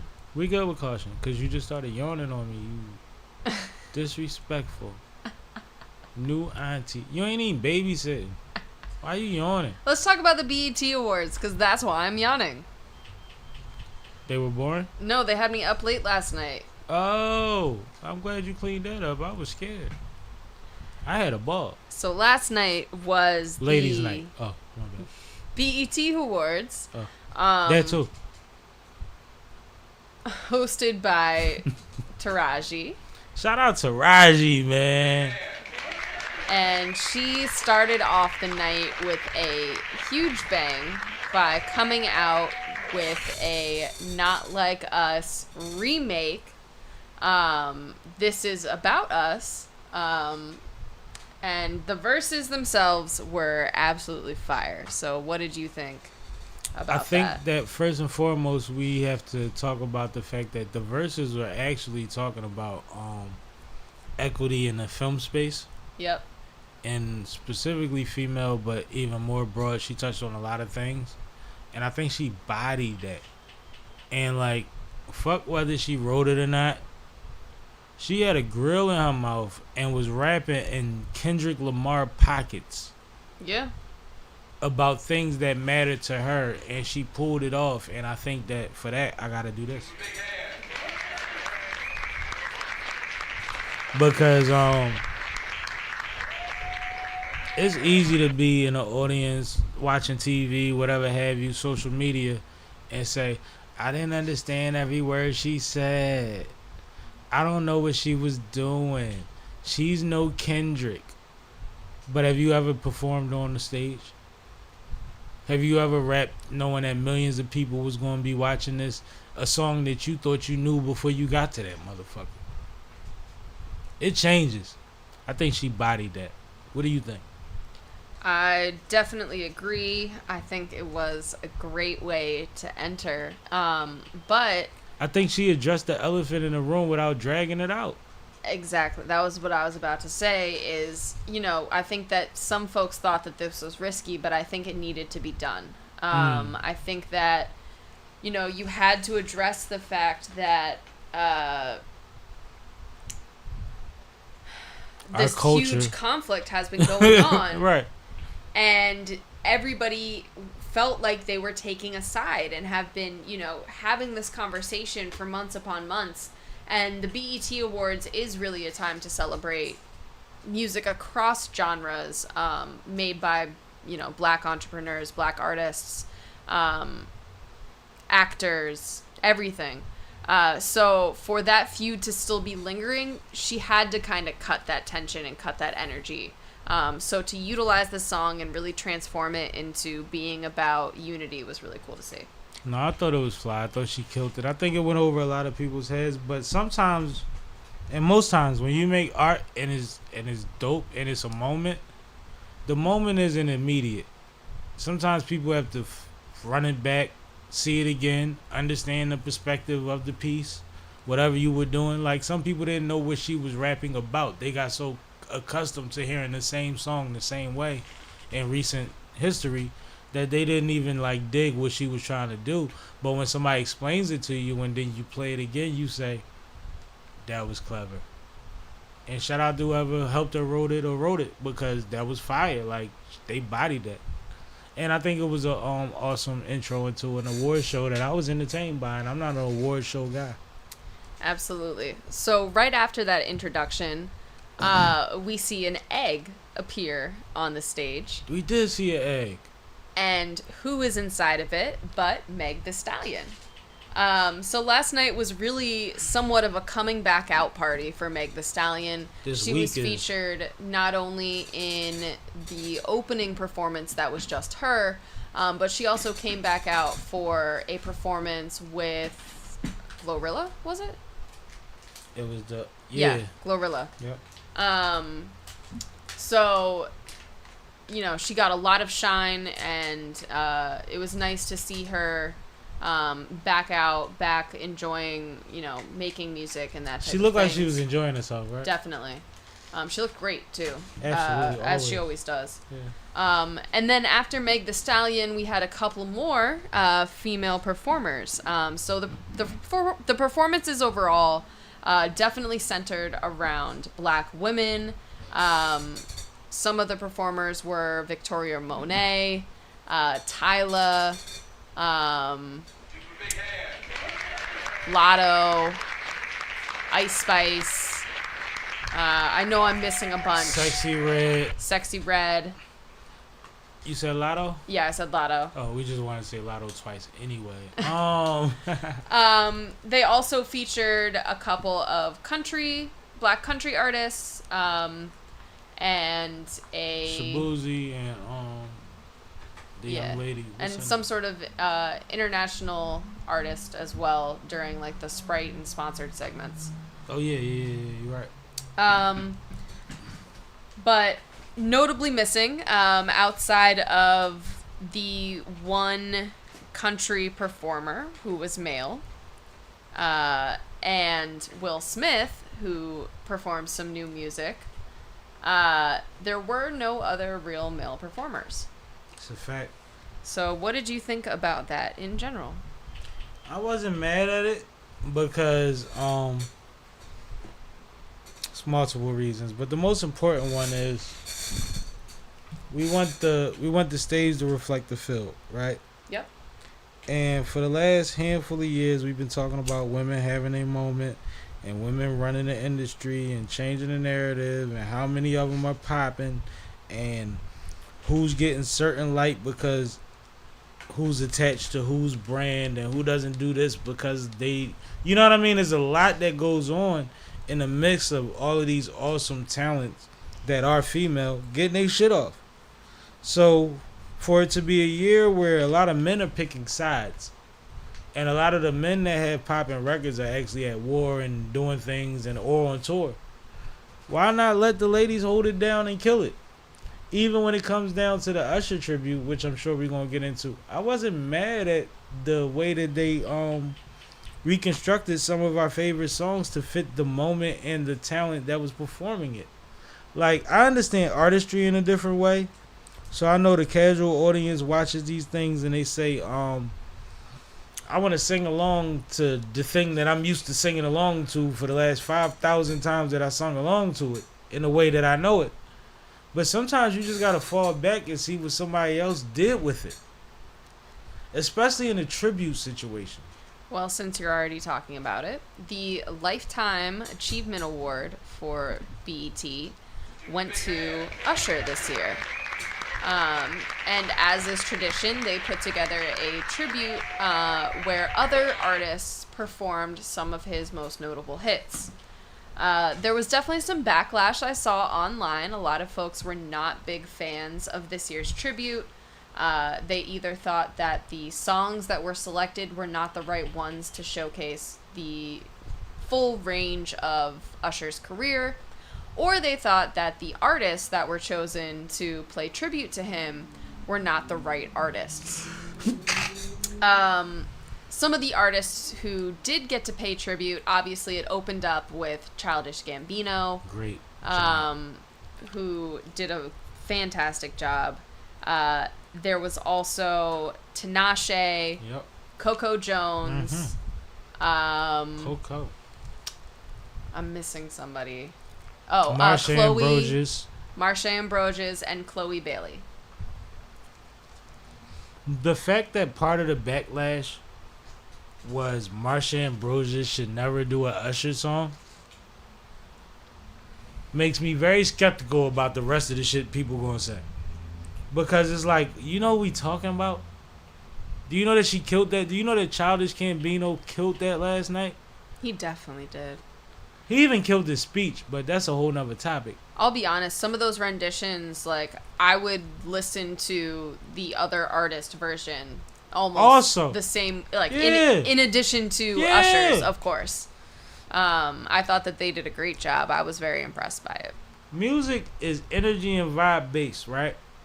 So to have another great talent or talents add different energies to an already great record without stripping away the greatness of it means that it's available for a different mood. You might have loved it in the car in the club. Now you might love it on the beach. Now you might love it at a kickback. Now it might be great background music. Like, they gave you another way to listen to the record. Right. And didn't take any of the quality of the record away from it, or it wouldn't have been on that stage and I wouldn't be talking about it because I know quality music. Absolutely. So I just thought it was awesome. I thought it was dope. I thought his speech was great. I'm glad his sons was there. What'd you think about the little shout out energy he threw towards his baby mom? I thought that was nice. I didn't take it any type of way. Well, that was one of those things when he said it, everybody's heart dropped because she might. Right. Because what he said was such and such. He referenced, to be clear, Swiss Beats' ex-wife and Alicia Keys and their relationship of trying to be responsible co-parents and all of that, right? Yep. And then he shouted out his baby mom and said, "I'm trying." And he held it. Yeah. And then he said, "Well, you gotta go with the first step first." What did you think about that? Like, that's specific as hell. Do you think she's gonna take well to that? I mean, in that sort of public scenario, Exactly. with most women, probably not. And like, I don't know the ins and outs of her relationship with his now wife, and how that came about, or what their dealings are. So I don't want to speak too much in that situation. Like, Well, let me explain something, because you're young, so there's something that predates all of that, right? His original baby's mother and wife was an older woman that I believe was a part of his business, like a dancer or somebody on a tour or something to that effect. His mom never approved of her. She didn't like her. And shortly thereafter, his mom was no longer his manager. And then they did their thing. They had, I think, 2 kids, which is probably the 2 sons that was there that night. mm-hmm. And then a lot of turmoil existed shortly thereafter. So when he shouts her out, this is something that we've already publicly known about. And his mom was sitting next to his sons and was just shouted out for being the original momager. Right? Right. So there's a lot of layers to that statement that he made that you or the audience may or may not be aware of. But no, she was the one that like put a hiccup in his relationship with his own family. Wow. So to say that publicly, like even when he said it, he was like, that was heavy, right? Like that's a lot.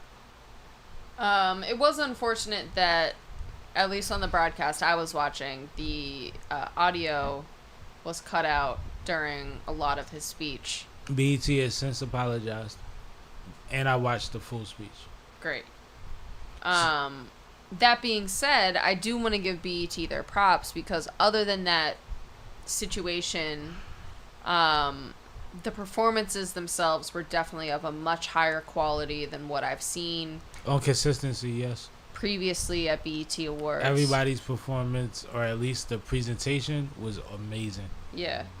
And, everything else, like, really went without a hitch. So I think BET deserves a round of applause for that. And I think we skipped something, too. What did we skip? Shout out to Mouse Jones that had the pre-show rocking. Shout out to Pretty V that had the pre-show rocking. Shout out to Tank that was a part of rocking the pre-show.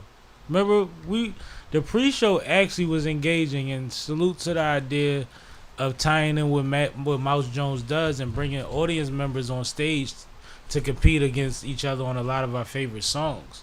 Like, I thought that was awesome. I thought that to see Mouse Jones, if anybody doesn't know where he comes from, he's from the vlogger era, one of the best eras in hip-hop.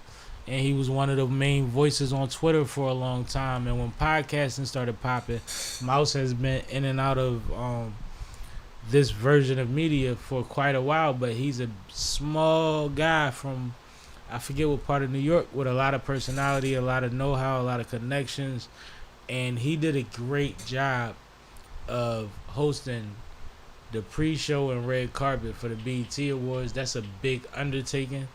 A huge undertaking, and he wasn't the only one, but he stood out to me because I know where he come from, and I know that was a moment. Shout out to it wasn't Tigger, but it was my other homie, the one that got, I don't want to say it like that. What was his name, man? But he was hosting too on a pre-show with the red suit on. The red suit. What's his name, man? Damn, he's awesome. He was in all the Tyler Perry movies and all that. But no, he did a great job too. But I just wanted to shout out Mouse Jones because I know that moment was for you, similar to Gina Views and the things that she has going on. Shout out to Gina Views. I just like to see people that on ground level people could respect, and and on a higher level people admire and see themselves in. And watching them catch their moments, similar to the pop out with Kendrick. It's like watching people that work hard, damn near at an intern level, just to be able to be seen, heard, and respected, get those moments is beautiful. So shout out to Mouse Jones, shout out to the BET pre-show, and damn it, I'm mad I can't remember your name, homeboy, but you did your thing too. And shout out to the DJ, man. Shout out to the audience. The energy was beautiful out there, Absolutely. and I know y'all was hot. Now going back to the awards. Okay. One of the awards that we also saw was Album of the Year, where Killer Mike won for Michael. Yeah. Sippin', I'm sippin', I'm sippin'. Yup. There you go. Yup. After which he made a very heartfelt speech. Killer Mike wins the speech every time. If you remember, Killer Mike was arrested prior to an award. It was right after he got his. It was right after he got his Grammy. Right after he got his Grammy, that's what it was. Yeah. So, and he was, escorted out of the building. It was a whole thing. So unfortunately, he didn't get to experience his Grammy the way that he should have. So this time, when he received the award, he made a very heartfelt speech where he referenced that incident and talked about what happened in his response to it. So what did you... No? I don't have it queued. All right, cool. Two things, right? One thing, when he was arrested and everybody asked him how he felt in that moment after winning, I think there was the 3 Grammys that night, and winding up in the jail cell, he said, I could have spent my time complaining and woe was me, but I spent my time thanking God for the night and everything that he was providing for me. Let's be first and foremost clear about his perspective on the situation. He was not necessarily bitter and has since been cleared of those challenges actually within the last week. He was cleared of those charges. I'm sorry. When it comes to the BET Awards and the speech he gave at the BET Awards, he was bigging up our community for putting him back in that building in the place of prominence, for picking him back up. And I thought that was phenomenal. I thought it was amazing. I thought that, like, he's so eloquent. Like, you got to understand, this is a man that sits in the barbershops and goes to the politicians and talks with the politicians and tells them that if they don't give him anything based on the leverage that his community needs, that he's not going to participate, and they make it happen for him. So he's way bigger than an artist. We literally looking at, like, a branch of the Tupac tree, right? Somebody that's worried about both sides. They're worried about everything, and is really using his power in a beautiful way. So for him to be that humble, or for him to draw those parallels that a lot of people that have probably watched both shows didn't really realize were happening in real time, in the way that he holds up his wife, his queen, all the time. It's just a beautiful thing to say, man. It's a beautiful thing to see. Like, Mike deserves everything. But you can't hurt that man.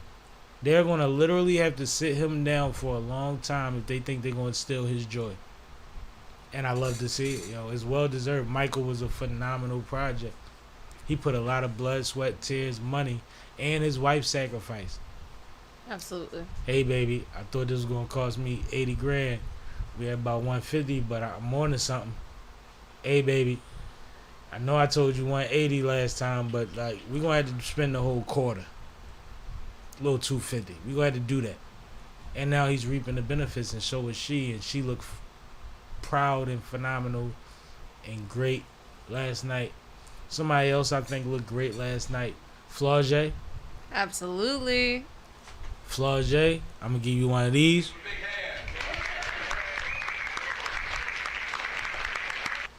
You did that. They keep trying to represent you and Angel as rough around the edges, but y'all clean up gorgeously. Y'all are athletes first and foremost, so they gonna see y'all sweating more than they see y'all shining. But keep showing them how you can shine, because you look good last night, man. You did great. What do you think about her dress? The green with the little swoops and the beautiful. I loved it. And I be in the gym doing crunches. I'm gonna show y'all all of this, but I'm not gonna show y'all everything.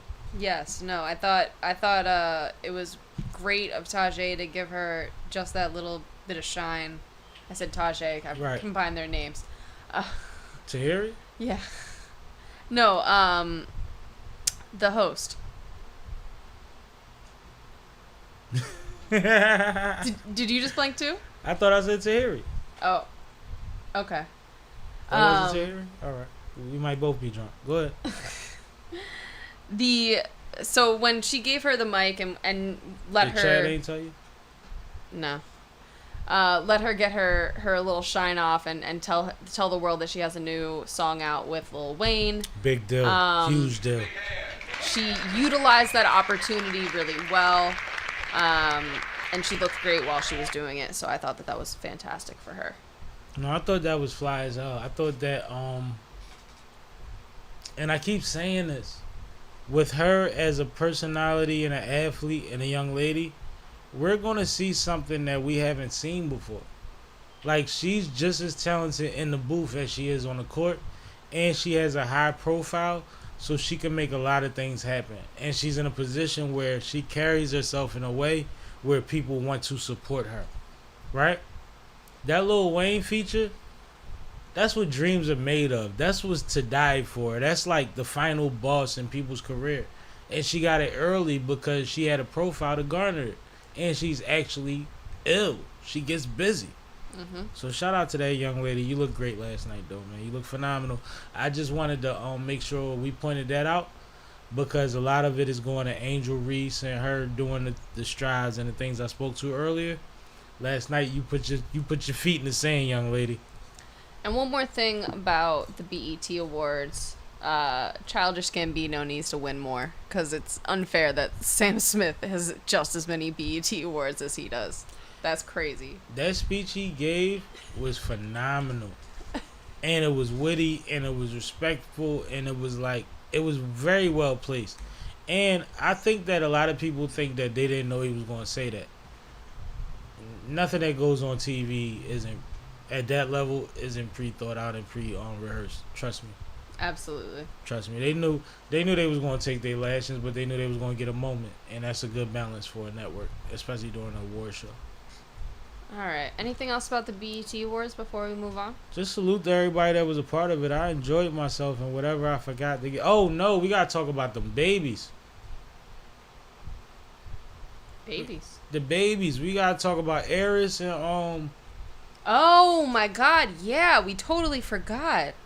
I talk about them babies. Are you crazy? Them Oh young my queens God. that was up there They killed it. with the BU Yes. and the classroom and the dance moves and the confidence and the Yes. Oh my God. I apologize, queens. Y'all bodied that, yo. Yes. I mean, we support children when they get on stage and they do their little recitals and things, right? We get excited no matter what they do. Right. It's like, oh my God, I know you can sit still that long. That's awesome. You did the hands on time with everybody else. That was beautiful. These young ladies are coming for y'all spot, yo. They are ready. They are talented. They are absolutely beautiful. But, like, they get it at their level on a way that you figured it out when you was 22. So be careful. Tread lightly, because there's more of them than it is us. These little queens tore it up last night. I was so impressed, yo. Especially for their age. Like, they did so well for their age. Above and beyond. It's crazy. It was amazing. And it's like, we know Eris is a star. And it was the other young lady, Yaya? I wanted to say Lele, but... Damn, I'm sorry, sweetie. But both of them equally held it down. They knew when to step out and they knew when to come back together. And they knew that they had a joint. And they have a record. That record is a good record. Van Van. Van Van, that's her name. Shout out Van Van, man. The pink and yellow, like, everything was awesome, yo. Everything was awesome. I literally, like, we talk about what direction the music game is going in, and then you see a young savant, and you like, we gonna be alright. And we saw two of them last night, so I want to do this for them young ladies, young queens. Shout out to Tip and Tiny. Shout out to Van Van's folks. We got a couple in the city right now that's bubbling. One I'm hoping to get on soon, and maybe we'll get both of them on.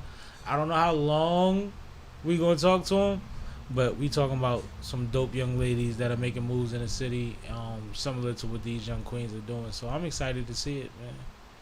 I'm excited to see it. Awesome. Yeah, it's amazing. So, before we forget, I wanted to make sure that we reminded all the people that What? Criers is premiering on July 13th.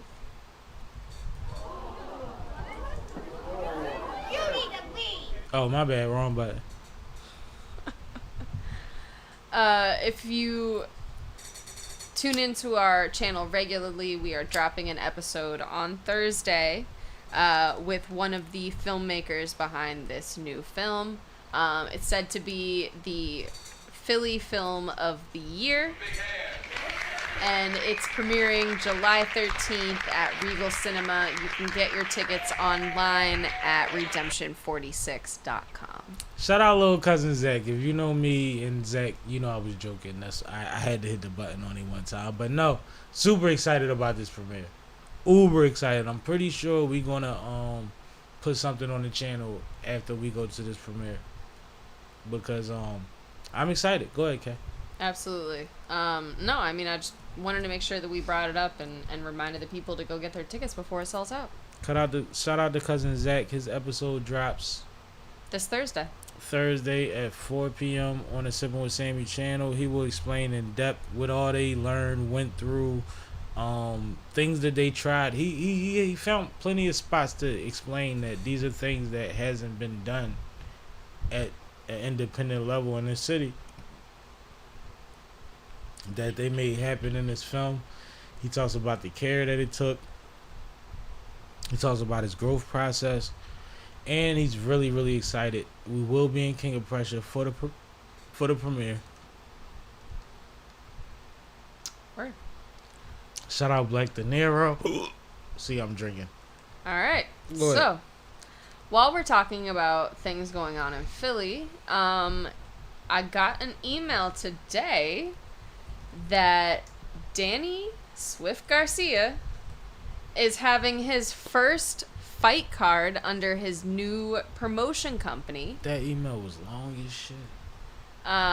Here in Philadelphia. So he's going to feature a bunch of local amateur and professional fighters, as well as some from as far away as Canada, DC, and the like. You can see the names listed on the screen. But yeah, I think it's super dope that he is putting together this opportunity for some of our local fighters to really get a lot of attention. As you know, Philly, is a fighting city. We have a long legacy of building some of the greatest fighters in the world. So I think for him to shine this light on some of the up and coming folks is really dope to see. But what did you think? I think that's fire. I think that we've seen a lot of fighters similar, but we haven't seen one in Philly in a long time where, like, Danny is one of those ones that he fights with the city. He fights for the city. He wants to make things better. He wants everybody to be included in the ride and the journey. He built a music studio in his boxing gym. You know what I mean? Like, he's one of the ones that likes to feed the need of the people. And I think that to be able to platform people in a certain way when you get in a certain position is right up Danny's alley. That's what he's been doing. So I don't think that this is surprising, but I think it's amazing, and I'm glad that it's here now, because this could also be something that Danny does after fighting, right? Mm-hmm. And Danny's still active and still very much sharp at his level. So I just think, like, we talk about legacies all the time, man. You want to be a part of somebody's why. You want somebody to say, I was doing this and then somebody gave me an opportunity. And I think that a lot of people will be able to say that about Danny with this trajectory and this type of thing. I think it's awesome. Absolutely. Did I do that well? That was cool? Yeah. No, I think it's beautiful, though. Salute to Danny. And Danny, whenever you're ready, bro, but I'm going to give you one of these in the meanwhile. And one more thing. And I've been around and met Danny plenty of times. He's a great guy. Great guy. Just not one of the homies yet. One more thing, Philly specific. Oh, this is a biggie. Hold up, wait a minute. Hold up, wait a minute. Hold up, Get down on the ground. Get down on the ground. Oh, my bad. I got sidetracked. All right, so if you haven't been paying attention, WeTV came out with a new series called Deb's House, where Deb Antony has a reality show where she brings female artists into a house to teach them about the music industry and see who has the chops to eventually become an artist that she manages. So, two Philly legends are Young legends are on this show, Rocky and Hot Chalk. And during episode 1, so spoiler alert, if you haven't watched the show, please tune out now. During episode 1, Rocky and Hot Chalk kind of start to get into it. No. Episode 2. Right. Episode 1, Rocky makes the house and Chalk gets in home, which is very important. All right. So episode 1, Rocky clears, Chalk doesn't make it. Chalk is visibly disappointed, clearly dressed to the nines for her situation to be in the position that she was in. And she said she went through a lot to get there. She actually said that her boyfriend got locked up and she had a hard time getting out there and they sent her home, which is very important. And then in episode 2, one of the girls that Deb had already identified as being an issue, a potential issue, got sent home. And at the end of episode 2, Deb calls Hot Chalk, and we don't know it's Hot Chalk, but I knew it was Hot Chalk, and says, I need to talk to you. I made a mistake. I need you to come back to the house. So in episode 3, Hot Chalk and Rocky bump heads. And it's initial. It's like as soon as they see each other, and it goes from you ain't shit, you ain't better than me, to you can't beat me up, to when we get home I'ma dick you. Was what Rocky said. Which, if you know Philly slang, when a female say when we get back to the city I'ma dick you, she really gonna work you over, and she's not playing. That means it's on sight. So we were left in a position where it was like these two girls that we both know deserve this opportunity. Because Rocky is somebody that, in my Glockerware days, especially once we added Fly Girls to the Fly Boys, we play Rocky shit all the time. Like, she's fire. And she's put the work in. And she's elevated and met the people. And she needs an opportunity. Hot Chalk is somebody also that you fall in love with her skill set, her energy, and her storyline, where she needs the opportunity. So immediately when these two girls wound up in the same house, we wound up concerned that they can be each other's detriment. And the reason that both of them get kicked out, because Rocky almost got kicked out with the girl that Hot Chalk replaced. Was that fair to say? Yeah. Alright, so now you pick up. So eventually, in the most recent episode that came out, Rocky and Hot Chalk do have this moment where they actually mend the fences and make up. And during this moment, they kind of recognize what they're doing, not only within each other as women, but also as representatives of Philly. And I thought that was really dope to see them kind of put their differences aside and Absolutely. recognize that, like, hey, this is Philly. Like, we can fight in the house, but when we're out here, like, we're united. That's the Philly thing, though. Like, the Philly... the way the brotherly love thing gets so misconstrued all the time is that they think that brothers don't fight. Or they present that brothers don't fight. The Philly thing is that we all fight each other. But we will all fight you. That's it. In-house, things go on. Similar to what Atlanta was thriving off of until the government got involved in. A lot of stuff is going on in the city. It ain't y'all business. But when y'all take a shot at the city, all of us are coming at y'all. Look at what's going on in LA right now when the biggest artist in the game took a shot at one of theirs. All of those rivals and all those people that was beefing that whole time decided that they had a common enemy. It's just like the comedians say we need the aliens to come, so we got a common enemy. That's what Philly is. Philly has always been that. So I'm glad that they got to the point that they reconciled it and that they figured it out. But at the end of the day, where do you attribute that to? Do you attribute it to that former challenge right before that when everybody was forced to strip themselves of their persona? Or do you think that it's just natural progression of they weren't around each other long enough to realize that they respect each other or like each other? Do you think that the challenge sped the process? I think Because the challenge humbles everybody. yeah. I think the challenge had a lot to do with them making up. I think also knowing Rocky's energy, at least, like a lot of that initial situation is measuring your attitude Yeah, she and checking trying to figure out, like, how are you going to react in future situations? Yep. Are you somebody that I can joke around with, that I can be real with, that I can tell you how I'm actually feeling about you? Are you pussy? That too. Mhm. Or are you somebody that I actually need to, respect your boundaries, whatever. So I think that was a lot of what that initial interaction was. And So then I that's think two lions. for Chalk, I think that from her perspective, she wanted to get a little bit of a lick back because she felt slighted by not getting a The feature response. and the response that she thought that she deserved. Bitch, you think you better than me. Right. So I think the combination of those two energies was definitely going to be met with some sort of conflict immediately, knowing Philly personalities.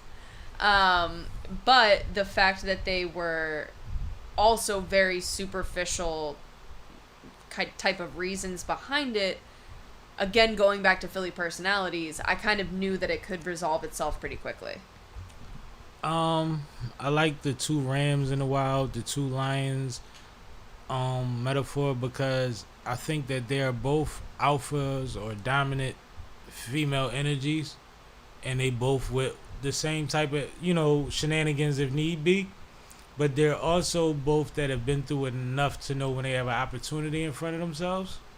And I'm proud that they realized the greater good and seen the best out of each other. But also, it's one of those things where it's like it started from respect. It started from Chalk seeing herself in Rocky, right? Mm-hmm. She said, I was doing it first, but Rocky came out and was doing her thing, and then I reached out to her. She reached out to her because she saw a common ground. Her response was based on the fact that in this city, Dickie and being Joe, all of that, the way that y'all use it in people facing social media waves has been a thing in our city. Right. Somebody can literally take your humbleness and flip it on you, and now you have to defend the neighborhood. And I feel like she got put in that position where she put herself out there talking about Chop, and the response breakdown, we deal with artists all the time. Shit happens.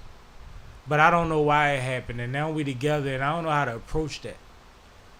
So it comes out how it comes out, but I'm just glad that they was able to figure it out for now, and I'm excited to see, the future of this camaraderie, because they went from being at each other's throat to Rocky of all people saying, "We eating breakfast together, girl." Mm-hmm. Where it was almost like, I want to prove to you that I'm solid and I'm over it, and I'm also kind of like tell you what you're doing. A little bit, like I still gotta maintain my little bit of But I think they dope, man. I'm excited about this season, and shout out to all the women in the house. But we gonna talk about Philly. All right, bear with me 1 second. I'm going to try to fix this camera situation we got going on. Also, Deb accomplished something that I never thought was possible, and she knew was damn near impossible.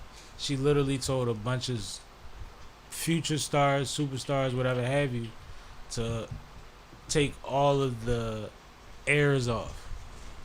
And that was everything from their hair, makeup, whatever have you, to the outfits, to the name.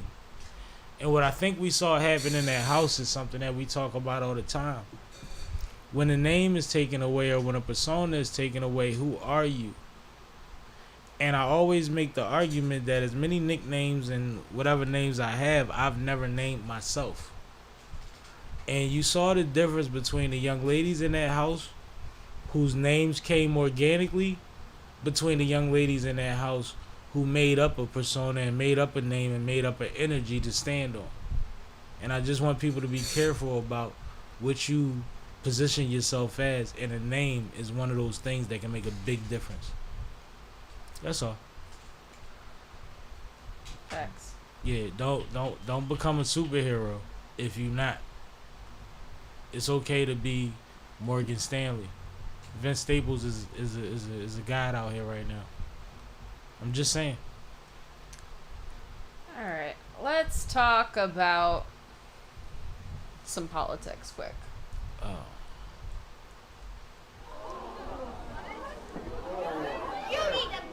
I'm joking, folks. I'm joking. All right, I so just had to get that off. this week was the first presidential debate that is planned. There is a second one that was originally agreed to. Yep. This one had a interesting setup. So there was no audience in the room. The moderators did not interrupt. They just kept time. And the way that the process worked is they asked one of the candidates a question. They had 2 minutes to respond. Then the other candidate had 1 minute to rebut. Then the initial candidate would go back and have 1 more minute with a follow-up question. During the time that one candidate was speaking, the other candidate's mic was muted. I'm just going to start off by saying this was a very disappointing performance from Joe Biden. The entire point of this debate, from a lot of people's point of view, was to see if Joe Biden still is with it, is competent, isn't too old for the job. And unfortunately, in that question, he disappointed in all aspects. He was stuttering throughout the debate. He failed to maintain his thoughts on a couple occasions. One was extremely notable, where he ultimately blurted out something about Medicare and teed up Trump for his next 5-minute topic. What did you think about Biden's performance? The one time that was notable that he stumbled, just to add to what you were just saying, Trump had the perfect fucking rebuttal. Right. He said, I don't know what he just said. I don't think he knows what he just said. What you spoke to in the intro of this, which was great, by the way, was what a lot of people were looking to see was his cognitive behavior and his awareness and abilities against somebody that is as pressurizing, polarizing as a Trump, right? Mm-hmm. But the thing that we're skipping is the reason that people are watching a debate all of a sudden, where debates have been held between old men in this country forever, is because the 45, the Trump campaign, brought all of these things to light as something to look at. He set the floor for what you would expect. And then if that wasn't met, and he said it based on more information than we have, right? If that wasn't met, it would be looked at as a loss.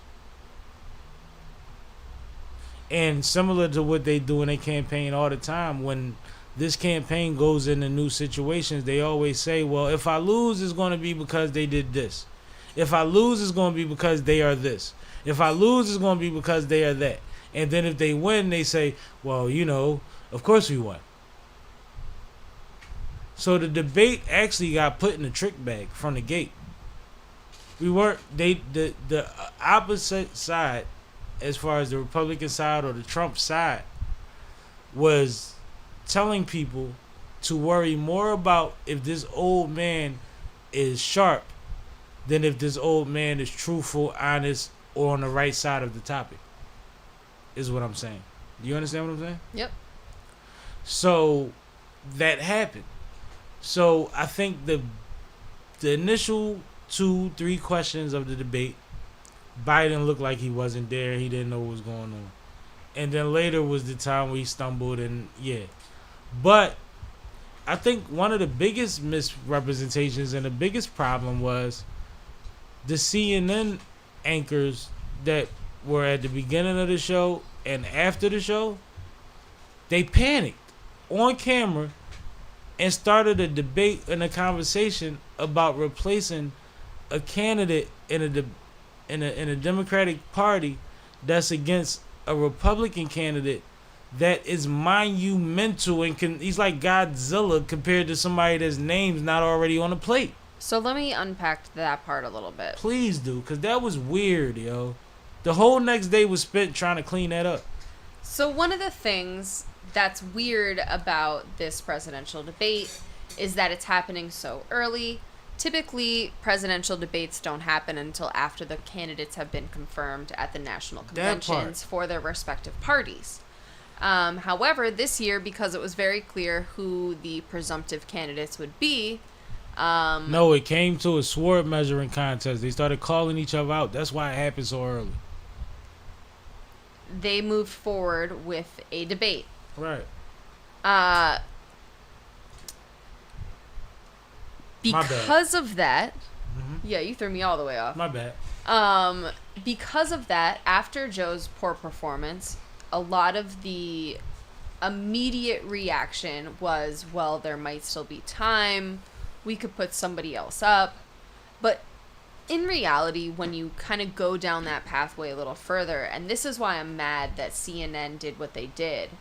When you go down that pathway a little further, the most obvious candidates are Kamala Harris, of course, who people believe wouldn't win in a general election against Trump, and maybe rightfully so, just because she is a black woman. In general. We haven't seen very much of her in the past couple of years.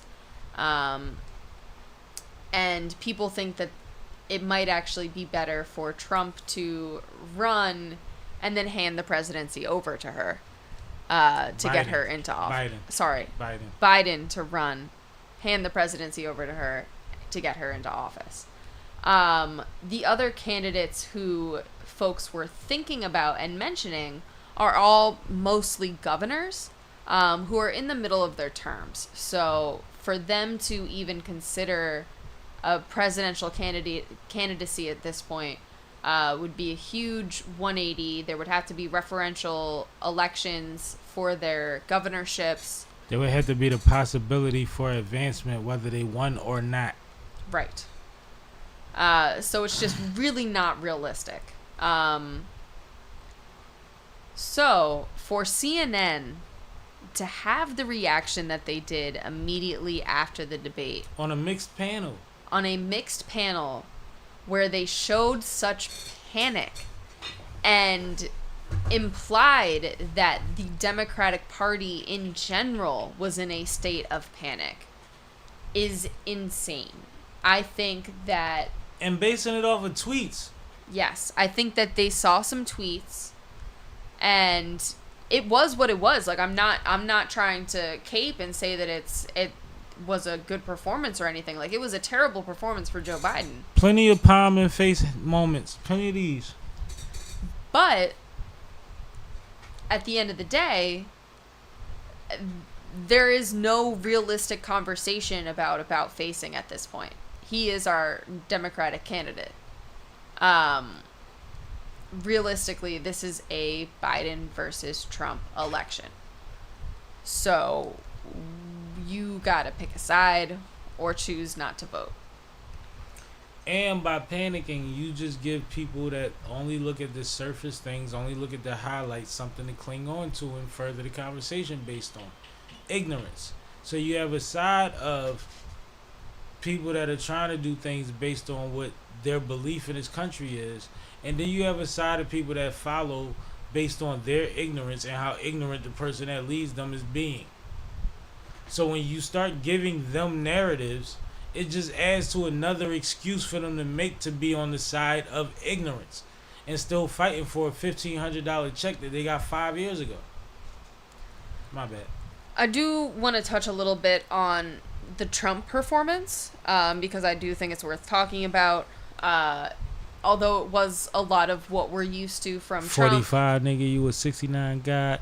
A lot of lies, a lot of 45 bitch, you a 69 god. Changing the topic of conversation, which unfortunately Joe Biden fell for on numerous occasions. Never fucked your wife since the trial she been hiding. And one of the most notable quotes on Trump's side from the debate, whereas when they were talking about immigration in relationship to the economy, and basically saying that people are taking away black jobs and Hispanic jobs, which then led to some great conversations about what are black jobs. But yeah, that overall, I wasn't impressed with Trump's performance either. He was mostly just bad-mouthing Biden's presidency, saying that he was the worst without really providing much documentation as to why. And he wasn't really giving very many details as to how he would make things better. But isn't that where Biden wound up on the losing side of the debate? Biden stumbled over trying to recall facts and specifics. And the 45-69 God ball was rebutting the same 3 points that were non-factual and just trying to throw misdirection into the situation. And one thing that analysts said before the debate was, it's hard to debate somebody that doesn't care about facts and that'll lie at any juncture. And what you realize is, when you look at the number of lies that he told during the debate talking about the 45 guy, and then you break down 2 minutes by 1 minute, so you break everything down into 3 or 4 minute intervals, he literally lied every time he had opportunity to. But Biden came out looking like he didn't hold his end of the bargain down, because he was trying to recall multiple statistics and facts while dealing with somebody that was throwing him off cue by saying things that he was like, there's no way that you would say this knowing that we already have the proof that that's not true. I thought you would say something that we couldn't disprove. Yeah. No? No, I mean, you're right. I think all in all, it was just a mess. I think Biden's strategy was completely wrong. I think, in going along your point, recalling facts and statistics, it's not where this needs to be at this point. How about it, though? Even if you look at what the conversation was the next day, right? And I'm sorry, but this, I seen it. They all said, right after the debate, he went somewhere public, right? And he was talking to the people. And he was coherent. And he was cracking jokes. And there was no slip-ups, right? Nobody has a mishap in that interaction, right? Mm-hmm. And then the next morning, he went on the debate trail and responded to everything that happened the night before in good form, right? Mm-hmm. These are situations where he's not being challenged by somebody that's making him recall specific statistics to something that they don't even give a fuck about. I think that's the difference. I think that's what people are overlooking. Like, I have an agenda, I study certain things, and you're saying things as a response that I wouldn't imagine you saying, and now I'm trying to recount specifics. Right. As somebody that knows more about what's going on than everybody else that's accountable in this country. Besides probably 2 people. Right? I just think that it's fair to say. My bad. No, I agree.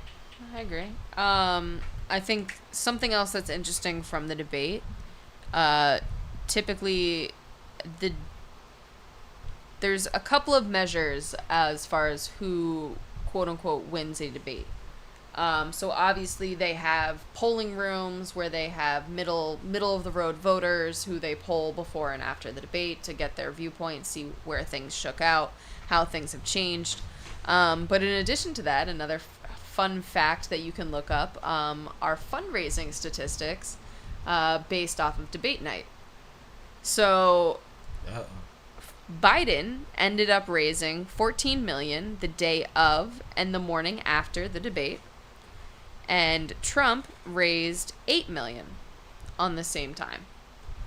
I think that's abnormal. Trump usually outraises you even when he's wrong. Yeah, so I did think that it was interesting that despite Joe's performance, he did end up doing pretty well in terms of fundraising right around that. Maybe that was out of pity or, you know, a hope and a prayer. But, you know, I thought that was an interesting little tidbit on top of it. Can I say something? Yes. It is my show.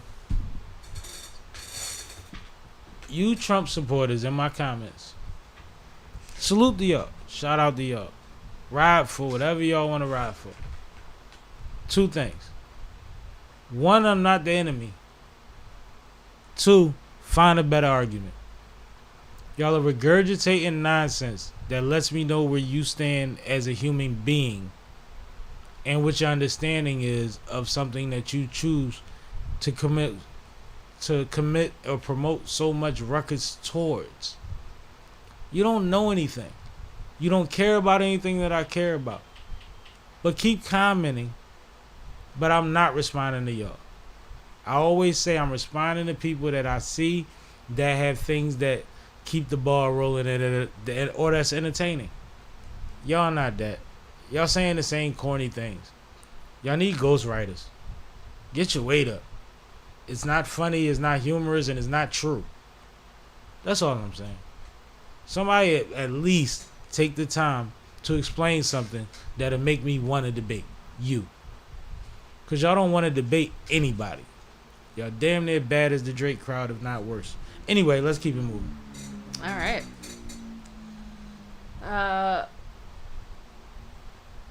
Where do you want to go next? And shout out to Kravitz.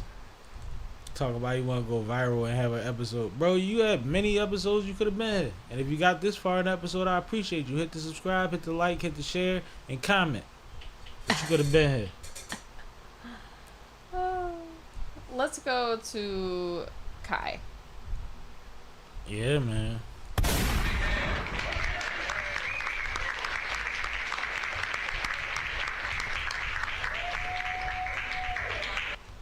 I'm gonna go to what's the name page too while we do this. Am I introducing this to you? You are. Oh shit, my phone just started jumping as soon as I touched it. I think it was sleep, okay? Oh no.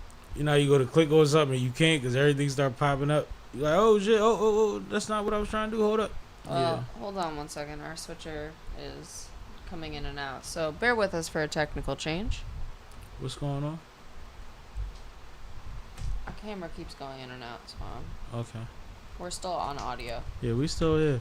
I'm actually going to the homegirl page because it's part of the reason. And Kai is so popping and does so many things to entertain me. Now he's on my radar that we seem to talk about Kai a lot. We back. But this was one of them situations where I saw that AMP was doing another Scared Straight. Mm-hmm. And I'm like, them Jones be popping. So I'm going to watch one of them Jones. You know what I'm saying? It's part of my weekend. And I sat down and I watched it. And somebody that I actually met a while ago through my little cousin, shout out to Shira, she told me about an event and told me I should perform. And this young lady was actually the host of the event. And her name is Fee Johnson.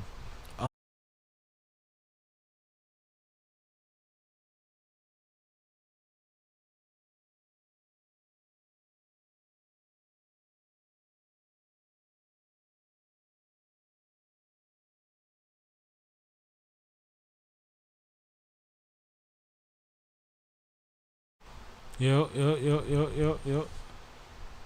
I'm good. Check the board. Oh, you gotta redo this one on the board. Click preferences. You can probably do it faster. This is Sippin' with Sammy. I am Mr. Fly Shit, only the one and only Sippin' with Sammy. Sam Malone, Barstool Rube. If you ain't sippin' with Sammy, you ain't sippin' right. Please get your fucking life together. My bad, y'all. We getting it together. We back though. We back. Shout out to whoever was hanging in there with us or tapped back in. We still got good topics left. We just gonna get through it real quick. I can't keep K up all night, so I won't keep y'all up all night either. We all good.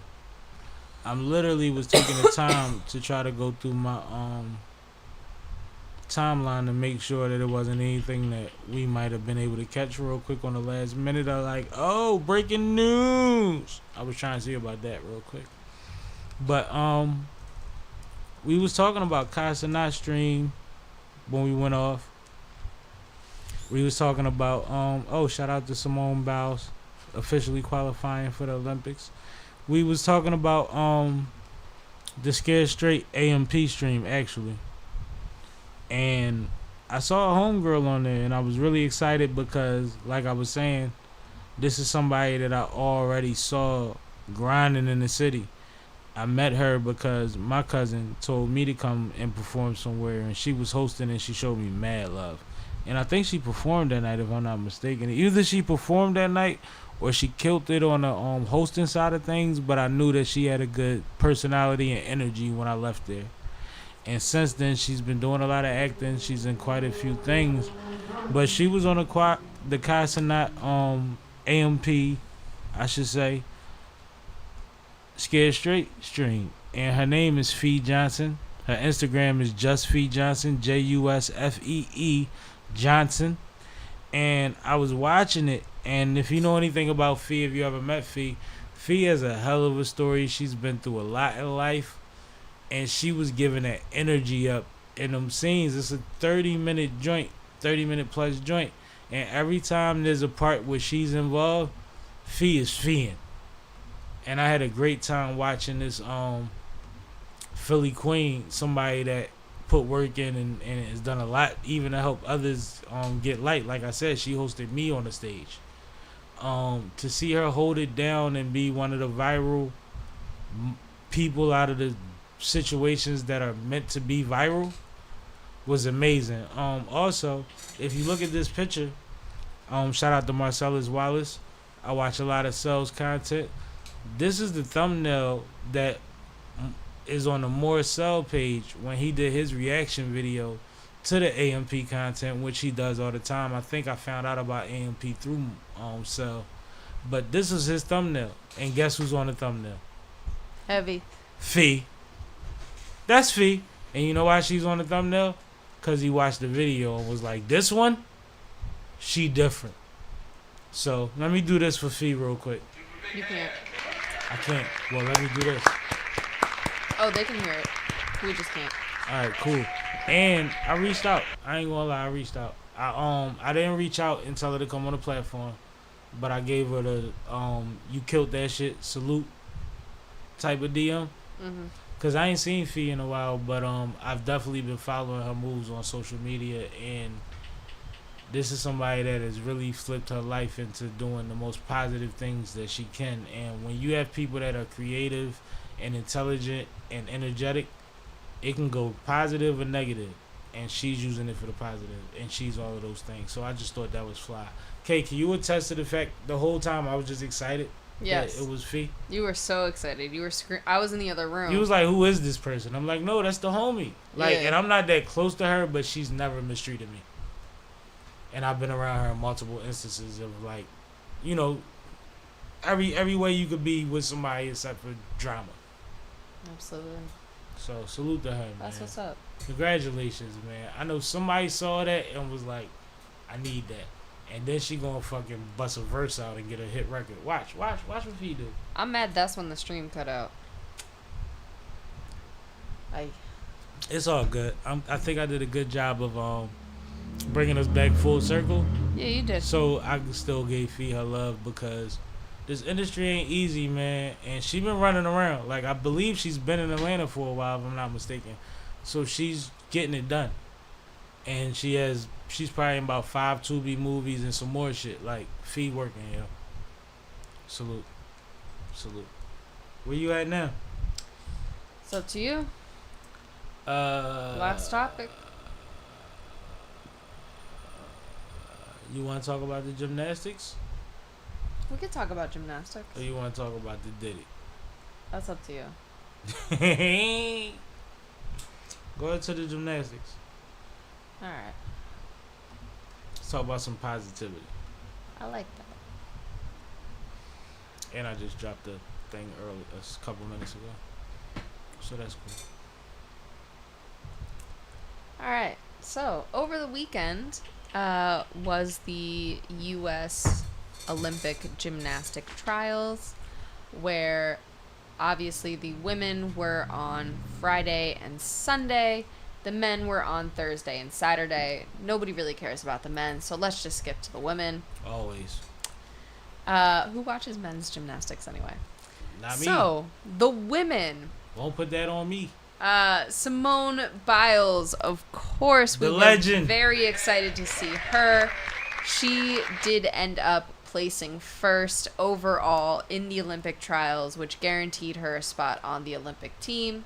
However, the rest of the selection was also made during the trial process, and the 5 showing on the screen are the 5 that will be selected Fire.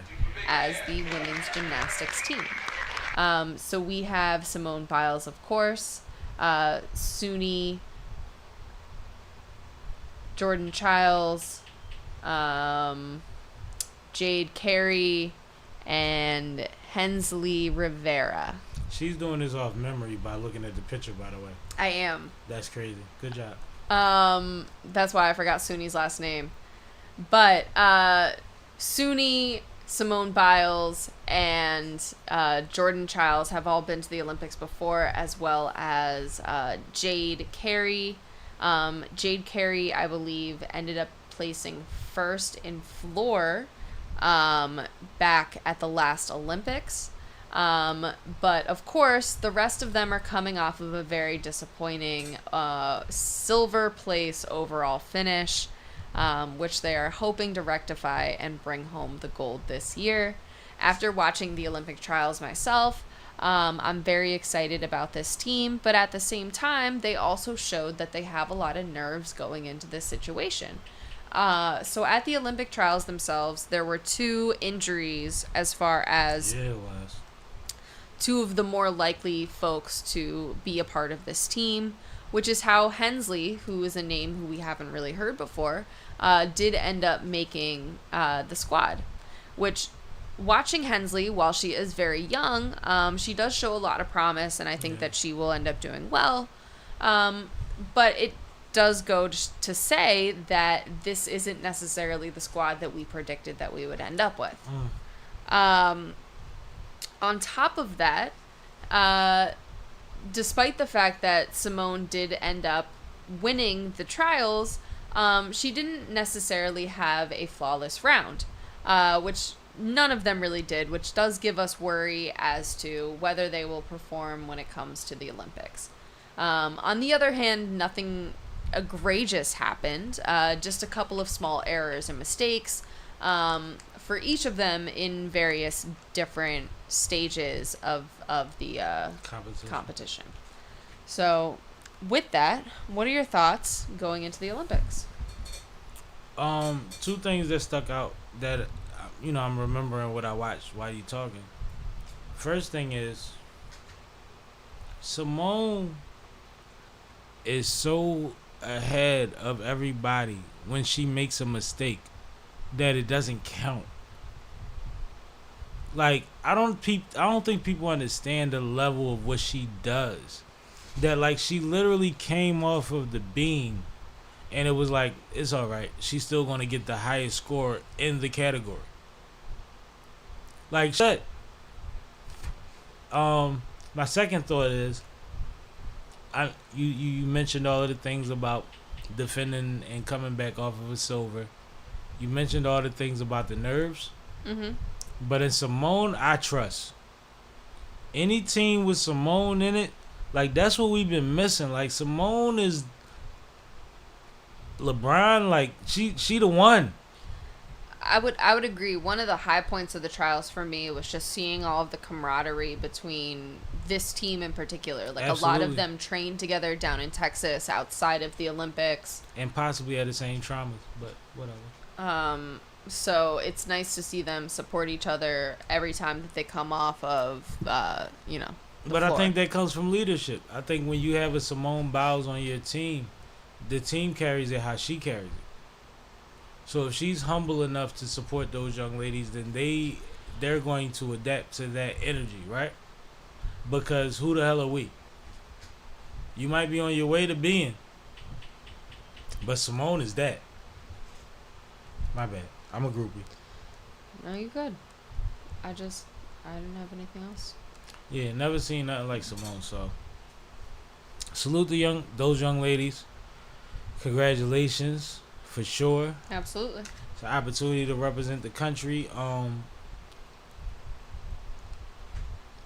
which is always multifaceted when it's America, because you might be a representative of the country that won't get a fair shake from the country.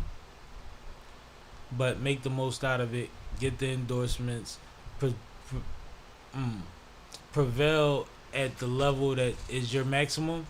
And come home proud of your input and what you did and where you landed in the books regardless, because you know it gave it the maximum effort. That's all we expect, man. That part. We talk about these medals and all of that, but we ain't you know, nobody's supposed to win everything. But I think that we're definitely going in there with just as good a shot as anybody. So do your thing, man. Kill shit and come home. That part in that order. That's what I believe. And on that note. Okay. Yep. On that note, what? You can get with me for all your LLC and trademark needs at Font Philly on the gram, Font Productions in the email. That's PHANT productions@gmail.com or PHANTPHYLLY on the gram. Whew, it's been a long stream. Yeah, Font Philly. But no, shout out to Kay for doing what she do all the time. Like, that's what she do, and she is appreciated. See, she's exhausted. Shout out to C Cash for coming through. Let us know what y'all think of the new graphic. We added them to the graphic. Shout out to Kay for that. I was surprised and Cash was elated. Also, shout out to Bass for coming through and giving us good energy and good bars and just being a genuinely decent dude. Like, I had a great time tonight. Had a ball. Y'all let us know what y'all thought. Y'all let us know what y'all think. Y'all let us know what y'all want us to talk about. But 9 times out of 10, if it happened tomorrow, we ain't gonna talk about it next Monday. That part. Just the nature of the beast. But anything outside of that or whatever feedback, we do appreciate whatever y'all have done so far. We do appreciate the numbers are growing, and we just need y'all to help us grow them. So if you made it this far, like, comment, subscribe, share. Let somebody know that there was some fly shit there. And the clips are going to drop as usual, as we always do. And I'm out of here, man. Should I hit the buttons or not? They can hear it? They can hear it. Sippin', I'm sippin', I'm sippin', I'm sippin', I'm sippin', I'm sippin', I'm sippin', I'm sippin'. This is Sippin' with Sammy. I am Mr. Fly Shit, only the one and only Sippin' with Sammy. Sam Malone, Barstool Rug. If you ain't sippin' with Sammy, you ain't sippin' right. Catch us Please get your Thursdays, fucking life 4 together. PM. Move the fuck Every out. Thursday, Get out of our 4 fucking p.m. city. Every you ain't Monday, even 7 fucking born p.m. here. live stream. Tired of you motherfuckers. TikTok, YouTube, all that.